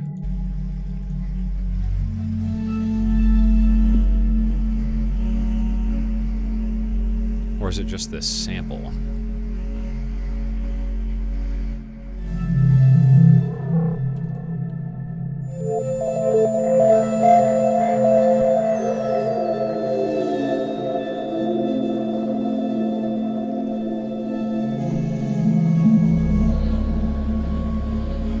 Is it the Resonator? I think it's the sample. Okay, let's try and find a slightly different sample. What's something that's...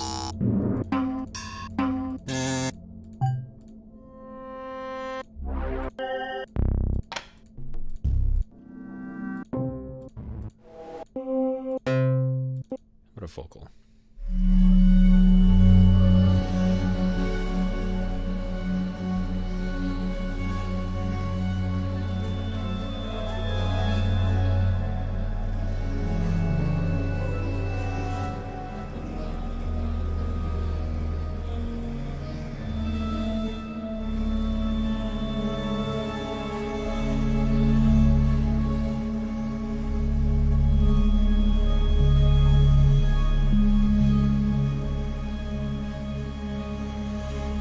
Okay. Done. So, I guess we'll do one last lightning round of questions and stuff. And that does it. So, for those of you who would like these presets, if you join my Patreon community with the link down there, I'll be posting all these presets later, and you can have all of them that I made with the Pigments 4 stuff and all those cool atmospheres and all that fun stuff, as well as a trailer sample pack I made that the license expired on. You can get a copy of that. I just uploaded that last night. So, other than that, Charity Stream Week, as mentioned, we're helping out all these lovely animals and more. You can donate with the link in the description or the link pinned to the chat. If you do, you can enter for the giveaway in my Discord. We'll be giving away a bunch of stuff every single night. And hopefully by the end of Charity Stream Week, all the stuff on that Amazon wish list will be bought out. So, if anyone has any questions, now's the time. We'll just do this super, super fast because this went on a bit longer than I expected and I still have to go to the gym. So, I guess like 15 minutes of Q&A begins now. Have you used Spectral Suite by Andrew Riemann? No.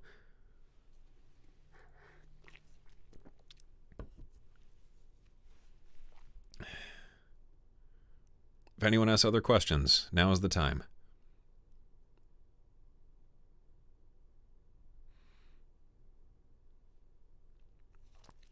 Reasons for using Reaper for your DAW? Because I had to give up on Bitwig. But I've been using Reaper for probably like a year or year and a half now anyways. Sort of in parallel with when I was using Bitwig. The main draw to Reaper for me is just functionality. So like as a sound designer, so much of what I need to do, Reaper just does super efficiently, where like if I make a sample pack, I could say, hey, Reaper, like, you know, let's say I generate some drums using my TR-8S or, you know, a modular system or something like that. You know, hey, Reaper, chop all this stuff and make sure it's chopped at a zero crossing. Then normalize all those samples to this volume and then run them through PSP Vintage Warmer with these settings and then this compressor with these settings and then export them all to this folder and normalize them after the processing to this level and name them like this. And I could macro all that to a key function, which is just insane.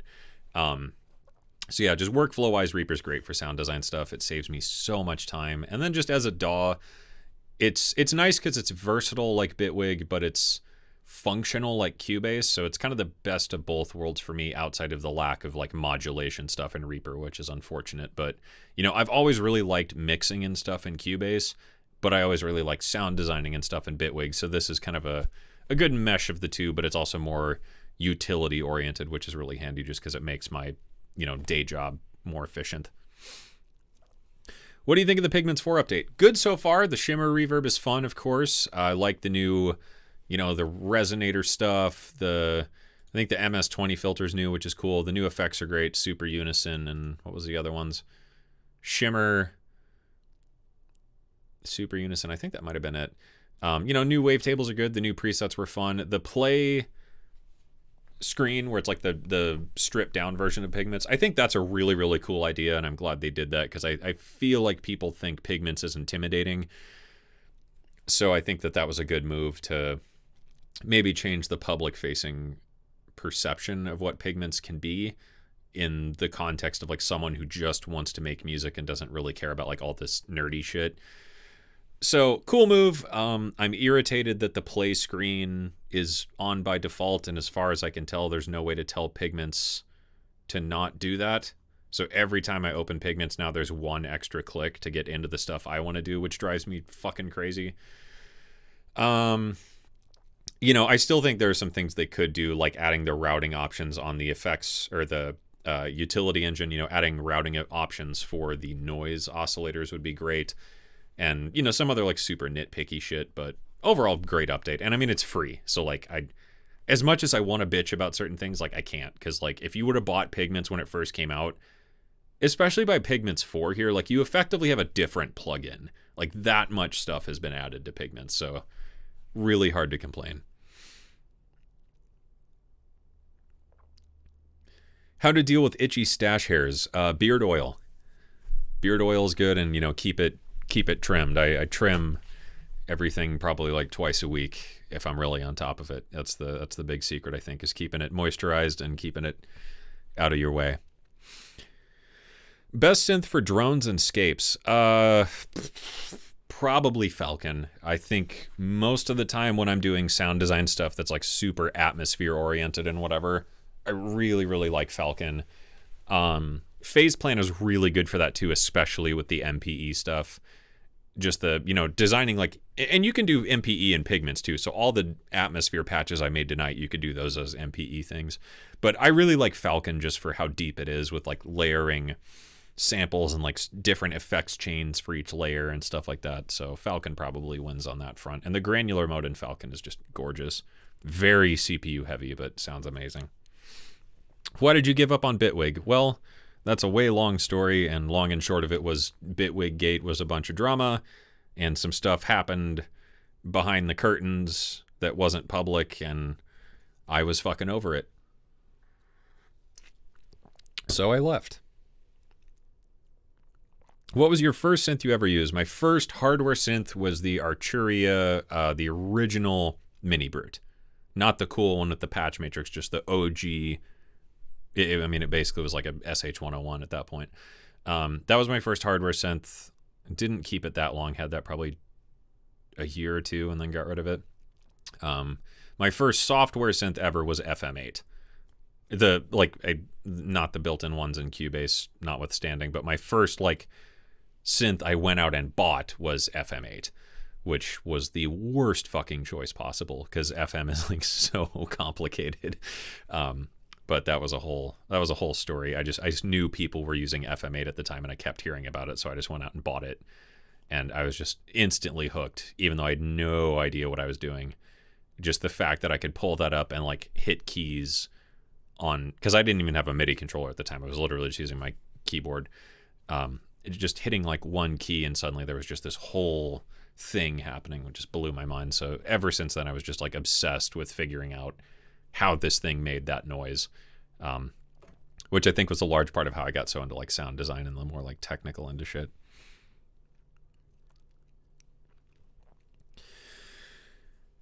Scripting. Yes. Have you ever heard anything from Coil? The only band I can think of is Lacuna Coil. I don't think that's what you were talking about, so I don't know. Don't think so. What's your workflow organizing sound design work and samples by date or type of sound, project specific folder, something else. That's a good question. So I use a program called Milanote, which I've been wanting to make this video for a while, of just like kind of a video about just like how I stay productive and just kind of my productivity system and just the things I use to like get shit done. Because I always get asked about that, like, dude, how do you get so much work done? And like, I don't think I do that much. I just think I'm very efficient about it, maybe. So I've thought about making that video of just like, here is how I organize my day and just my life. Like, this is what I do. So I use this program called Milanote. You can make a free account. I just use the free version. And that's where everything lives for projects. Just my checklists, my notes, my briefs I'm sent, and all that goes into a Milanote board. From there, I have a local drive. On my local drive, I just have one master folder of like client projects, and then in there I'll create a subfolder. So let's say I was doing like Arturia Pigments 4 as an example. So in my Milanote board, I would say, okay, the project is Arturia Pigments 4. What is the brief? And then Arturia probably sent me a PDF or something, so I'll put that in there. I'll put my notes in there, grab some maybe references of like what I want to do, put that in there. And then on my hard drive, I'll create in my client projects folder just Arturia Pigments 4, and within there I'll have final, like I just have one folder called final, which is just deliverables. And then, whatever folders I need, samples, sound sessions, assets, whatever. So then as I work, it all lives in there, but that folder is automatically backed up to an external hard drive and also automatically backed up to my network attached storage, which is also in turn backed up to my Google Drive account.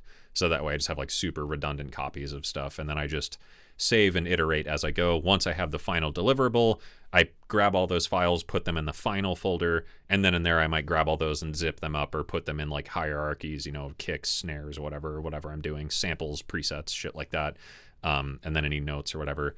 So as I go, then in Milanote, I check stuff off or, whatnot. And if I have like follow-up emails with notes, I'll put those notes in the Milanote board and stuff like that. So that's kind of my organization system. Not anything too fancy, but yeah, within there, I just use the standard Windows file manager of just to sort things by date or search for files or whatever. Don't really do anything too fancy. Why do you choose the Arturia keyboard? When I bought the Keylab 61 Mark II, at the time I had the Akai MPK49, I want to say, if I remember right. And I fucking hated the keybed on that thing. But the drum pads were awesome. But it was starting to crap out because I'd used it for so long. Like the faders were fucked up and like some of the keys didn't work anymore and stuff like that. So I bought that, and at the time it was between that or the Nectar P... or the Nectar Panorama controller, I think. I really wanted a controller with DAW integration, and those seem to be the best too. And I got the Arturia one because it came with Analog Lab and Piano V, and I think because my Sweetwater guy hooked me up with a little bit of a deal on it. But I wanted that one because it came with a bunch of cool stuff too. And the reviews for it said it had a really good keybed, and that was what I was really after. So the drum pads on that one aren't as good as the Akai one, but like Akai is known for their pads. But the keybed on that is phenomenal. So it was just a good combination of like, people said the keybed was good. It came with some software I really wanted to try, and it just seemed to fit the bill. And I'd heard so many good things about it, and it seemed to be built really well. Like it was an actual metal controller, not just like a plastic thing with plastic keys and whatever. So just build quality, I think. What do you think about the Model 84? Thinking of getting a DeepMind, but Model 84 is on sale and it's way cheaper, no ARP and other effects. But yeah, I don't know. I really like hardware. I really, really like working with hardware. I had a DeepMind though, and I got rid of it because I didn't like it for whatever that's worth. I just thought it was kind of boring. It's really powerful and it has a good mod matrix. I did not vibe with it for some reason. So returned that and got, I don't know, something else at the time. Model 84 kicks ass. I think the soft tube stuff sounds incredible. They did a really, really good job on like the modeling of their stuff. But yeah, man, I really, really like hardware. And if hardware is something you're interested in, hardware synths are a lot of fun. I just think they're so much more inspiring than another fucking plugin. But I think that, maybe that's also a bit my age and whatever too. But yeah, if you have the ability to go like try some hardware synths at a store, even if it's not the DeepMind, just go play with like a keyboard or a synth in a store if you can, and just see if that clicks with you. Like, is this something I would find fun? Because that, for me, is like, when I'm actually sitting down making music, I want stuff that feels fun to play with. And for me, a lot of the times that's hardware. And of course, effects, like, you don't buy a synth for the effects. There's all sorts of fucking plugins and stuff you can get now, or pedals or whatnot. So for me, I just think, which one of those two is going to inspire you to write more music? And also ask yourself the question of, like, do I really need to buy something to write more music? So that would be my thought on that. Pigments have a special controller feature to the Polybrute. No. The Pigments and the Polybrute don't interface at all. Maybe that's the stream I should have done. I should have got I have the Mini Freak over there. Maybe I should hook up the Mini Freak and I have the Mini Freak view and do like a comparison stream at some point. Maybe I'll do that over my winter break. That might be kind of fun. Do you ever use a MIDI controller that is not a keyboard, such as Launcher or MIDI Guitar? I have a Launchpad Pro. I used that when I had Bitwig, but after Bitwig drama, I have no use for the Launchpad Pro, so I think I'm just going to sell it. Or maybe I'll just give it away. I don't know. I have the Novation Circuit, which kind of does some similar stuff, and that's fun. I don't really have any other MIDI controllers, though, that aren't like traditional keyboards.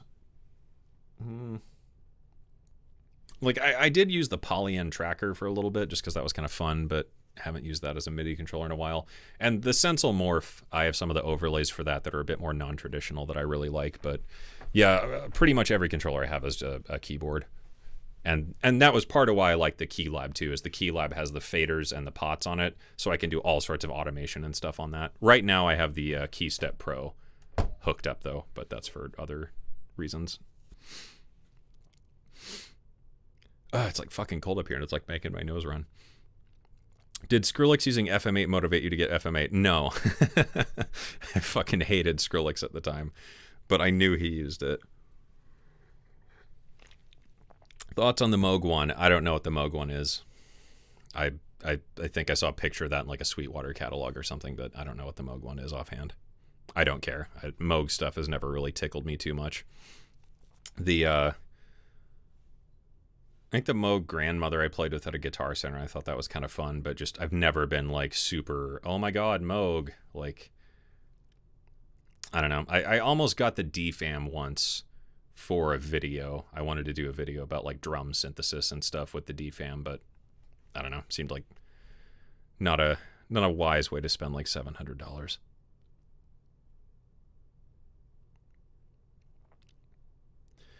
Okay, other questions.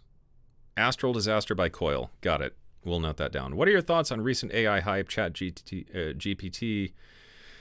Yeah, Chat GPT is awesome. I use it quite a bit for editing video scripts and stuff like that. That's really nice to use it for. I've used it to generate like song titles or like a list of, potential preset names and things like that.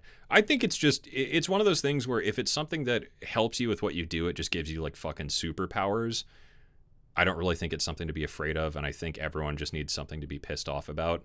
And that's why like the AI music drama is so big. It's just like, it's not gonna take my job, man. AI can't play a concert, man. Real music is made by people, man. And it's the same shit we've all been arguing about, ever since the fucking phonograph was invented.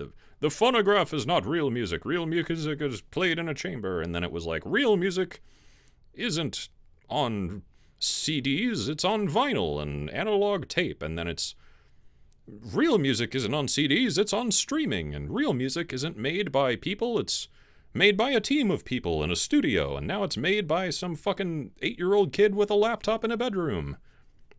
I don't know. People just need something to be fucking mad about. What DAW are you using these days? Exclusively Reaper. I do everything in Reaper now. Are you into workstation keyboards like Kronos, Phantom? Yeah, I've thought about getting a few of those sometimes. The Phantom, I got invited to the Roland the Roland like artist hangout thing in Nashville. I got to go there and hang for a bit. And I got to play with a Phantom, which was really, really cool. But I don't know, the workstations, I've never been super drawn to them, but I feel like the Iridium is almost a workstation. It's like halfway between a synth and a workstation. So Maybe, and there are some keyboards that are like workstations that are coming out in the next like year or two that are pretty cool, and maybe I'll get one of those just to play with as just kind of a platform. And that was half the reason I bought the Iridium, is just it's a one box I can do almost everything on. So, you know, maybe if there was something that was a bit cool, I would swing that. Congrats on surviving the cave. Yeah, barely. Mike Rawl, I want to say you've taught me so much about sound design. I have theory down and pretty good with production, but you've taught me a lot about sound design, and I appreciate it. Big fan here. Well, hey, glad to be of service. Sykes JSFX plugins. Never heard of them. Any VSTs that stop working for you and have discontinued support that you miss using? Yeah, man, there were some really cool plugins back in the day when, like, you know, Windows 32-bit, like there were some wild plugins. I can't even remember the names of them. I feel like a lot of them were from Japan. There were all these like weird Japanese VSTs you could get on like VST for free and like sites like that. Some of those were super fun.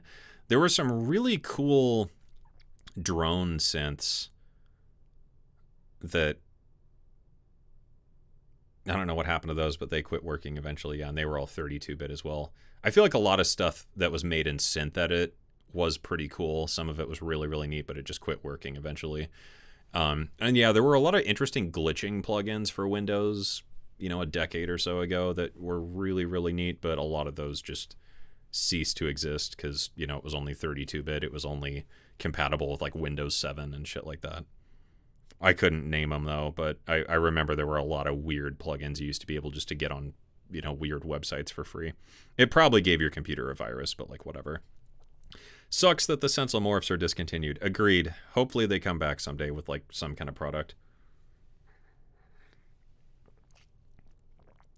Okay. If you survive Dogs on Acid, you have a legit PhD in talking trash. Yeah, man, Dogs on Acid taught me so much. I love that website. But now people shit on me on there. And on Reddit. I mean, on every website, people shit on me. I'm a fake producer. Those who can't do, teach. Mustache is gay. Yeah, I don't know. Dogs on Acid is a fucking cesspit, but goddamn, you can learn so much on that website. More next time we're in a bar in Chicago, maybe LA in April. Yeah, if you're at NAMM, Paul, I will see you there. How do you like free and open presence? And you know what I'm referencing. Not sure what you're talking about there, sorry.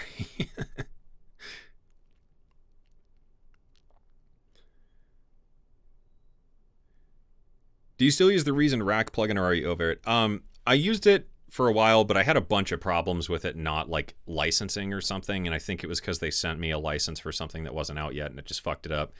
I uninstalled it for a while, for a couple months, and then I reinstalled it just to give it another try. I don't use too much of it. I mostly just use the generators and Europa.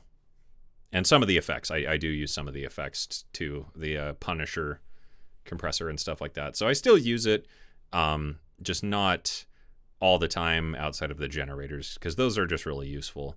But a lot of the stuff that the synths do, the plugin is just so goddamn slow to load. And I don't know why it's so slow now, but it just takes forever to load. So I don't use it unless I need to anymore, just because it seems to have gotten really bloated or something. Maybe it's better now. I know they just released that VST3 update, so maybe they've improved the plugin. But for me, I really only use it for the generators and some of the effects and Europa. And that's only if and when I need those things. Super powerful plugin, though. But just, yeah, it's fucking clunky and slow now for some reason. The Bitwig Gate story. Yeah, maybe we could talk about that at NAMM or something. That was just a whole... That was a whole DeSam situation. I do have hardware synths, Cobalt 8 and Hydrasynth, something to inspire me to make more retro wave, synthwave. Yeah, the DeepMind is great for that stuff. But if you already have the Cobalt, I mean, that's going to do a lot of what the DeepMind does. It's just not analog. So, like, if you want analog, sure.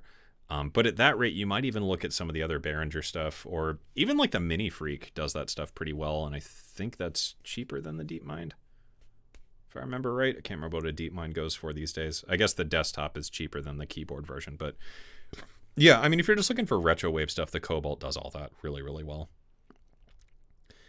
Camel Fat, yeah, Camel Fat was one of them, man. Okay, I think we are all caught up. Explored other tunings other than 12-tone equal temperament. Yeah, for some of the like scoring and like atmosphere design stuff, I use just like microtonal stuff, or just like I'll just pick a random tuning and then I can just kind of noodle, and that's pretty fun. Arturia's modeled pianos against Pianotech. If memory serves, and I'm pretty sure this is still the case, Piano V is actually licensing Modart's Pianotech engine. So Piano V is Pianotech, like it is the same engine, just with some tweaks on top that Arturia did. I'm pretty sure if you root around in the files, there is like pianotech.dll, like a reference to some directory of Pianotech stuff. So, I mean, they're the same thing, at least as far as I'm aware. I like Pianotech better just because it's more flexible. Piano V is still very, very good, but it is based off the same engine. Like 99% sure that's still the case. So I prefer Pianotech just for more control and really getting into the weeds. But of course, that's the stuff I like doing. Piano V is still very, very functional. I used it on a ton of music before I got Pianotech, and a ton of scoring crap before I got Pianotech too. I think I even have some presets for Piano V on my website somewhere. But yeah, Pianotech's awesome. Very expensive, but very, very much worth it if you're into that kind of stuff. And you're, you know, I don't have a fucking space for a piano up here, unfortunately. 2,000-year-old quarry. Just need to come over here. Yeah, I may or may not be coming over to Europe for something next year that I don't know if I can talk about yet. So maybe if I'm in Europe for a while. Any other questions? I think that's it. The Isotope Holiday Bundle with Ozone and Neutron. I didn't know there was a bundle. I heard the new Ozone update was bullshit, though. Like, they removed some features, so I guess it depends on which version of Ozone we're talking about. Neutron's really cool, though. I do like Neutron a lot. That's a really, really useful tool. Same with Ozone. Like, the AI mastering thing, I use that quite a bit on just client projects where it's like, just fucking master this and be done with it. That's very, very useful. So, depending on which version of Ozone, I would say it's probably worth it if the price is right. Mark, thank you. Charity stream after all. Big fan of what you do, mate. Thanks. Well done. Thank you. I'm hoping the AdSense works out as well, where like whatever's left over on this list, I can maybe just try and buy it out at the end of the week. Ikaro, thank you, man. Physical modeling plugins. The guitar synth. Yeah, the AAS stuff's awesome. Lounge Lizard sounds great. The stuff in multiphonic CVs, the Resonator filter is really, really fun. The object delay is probably one of my favorites of theirs, though. That one's really, really cool.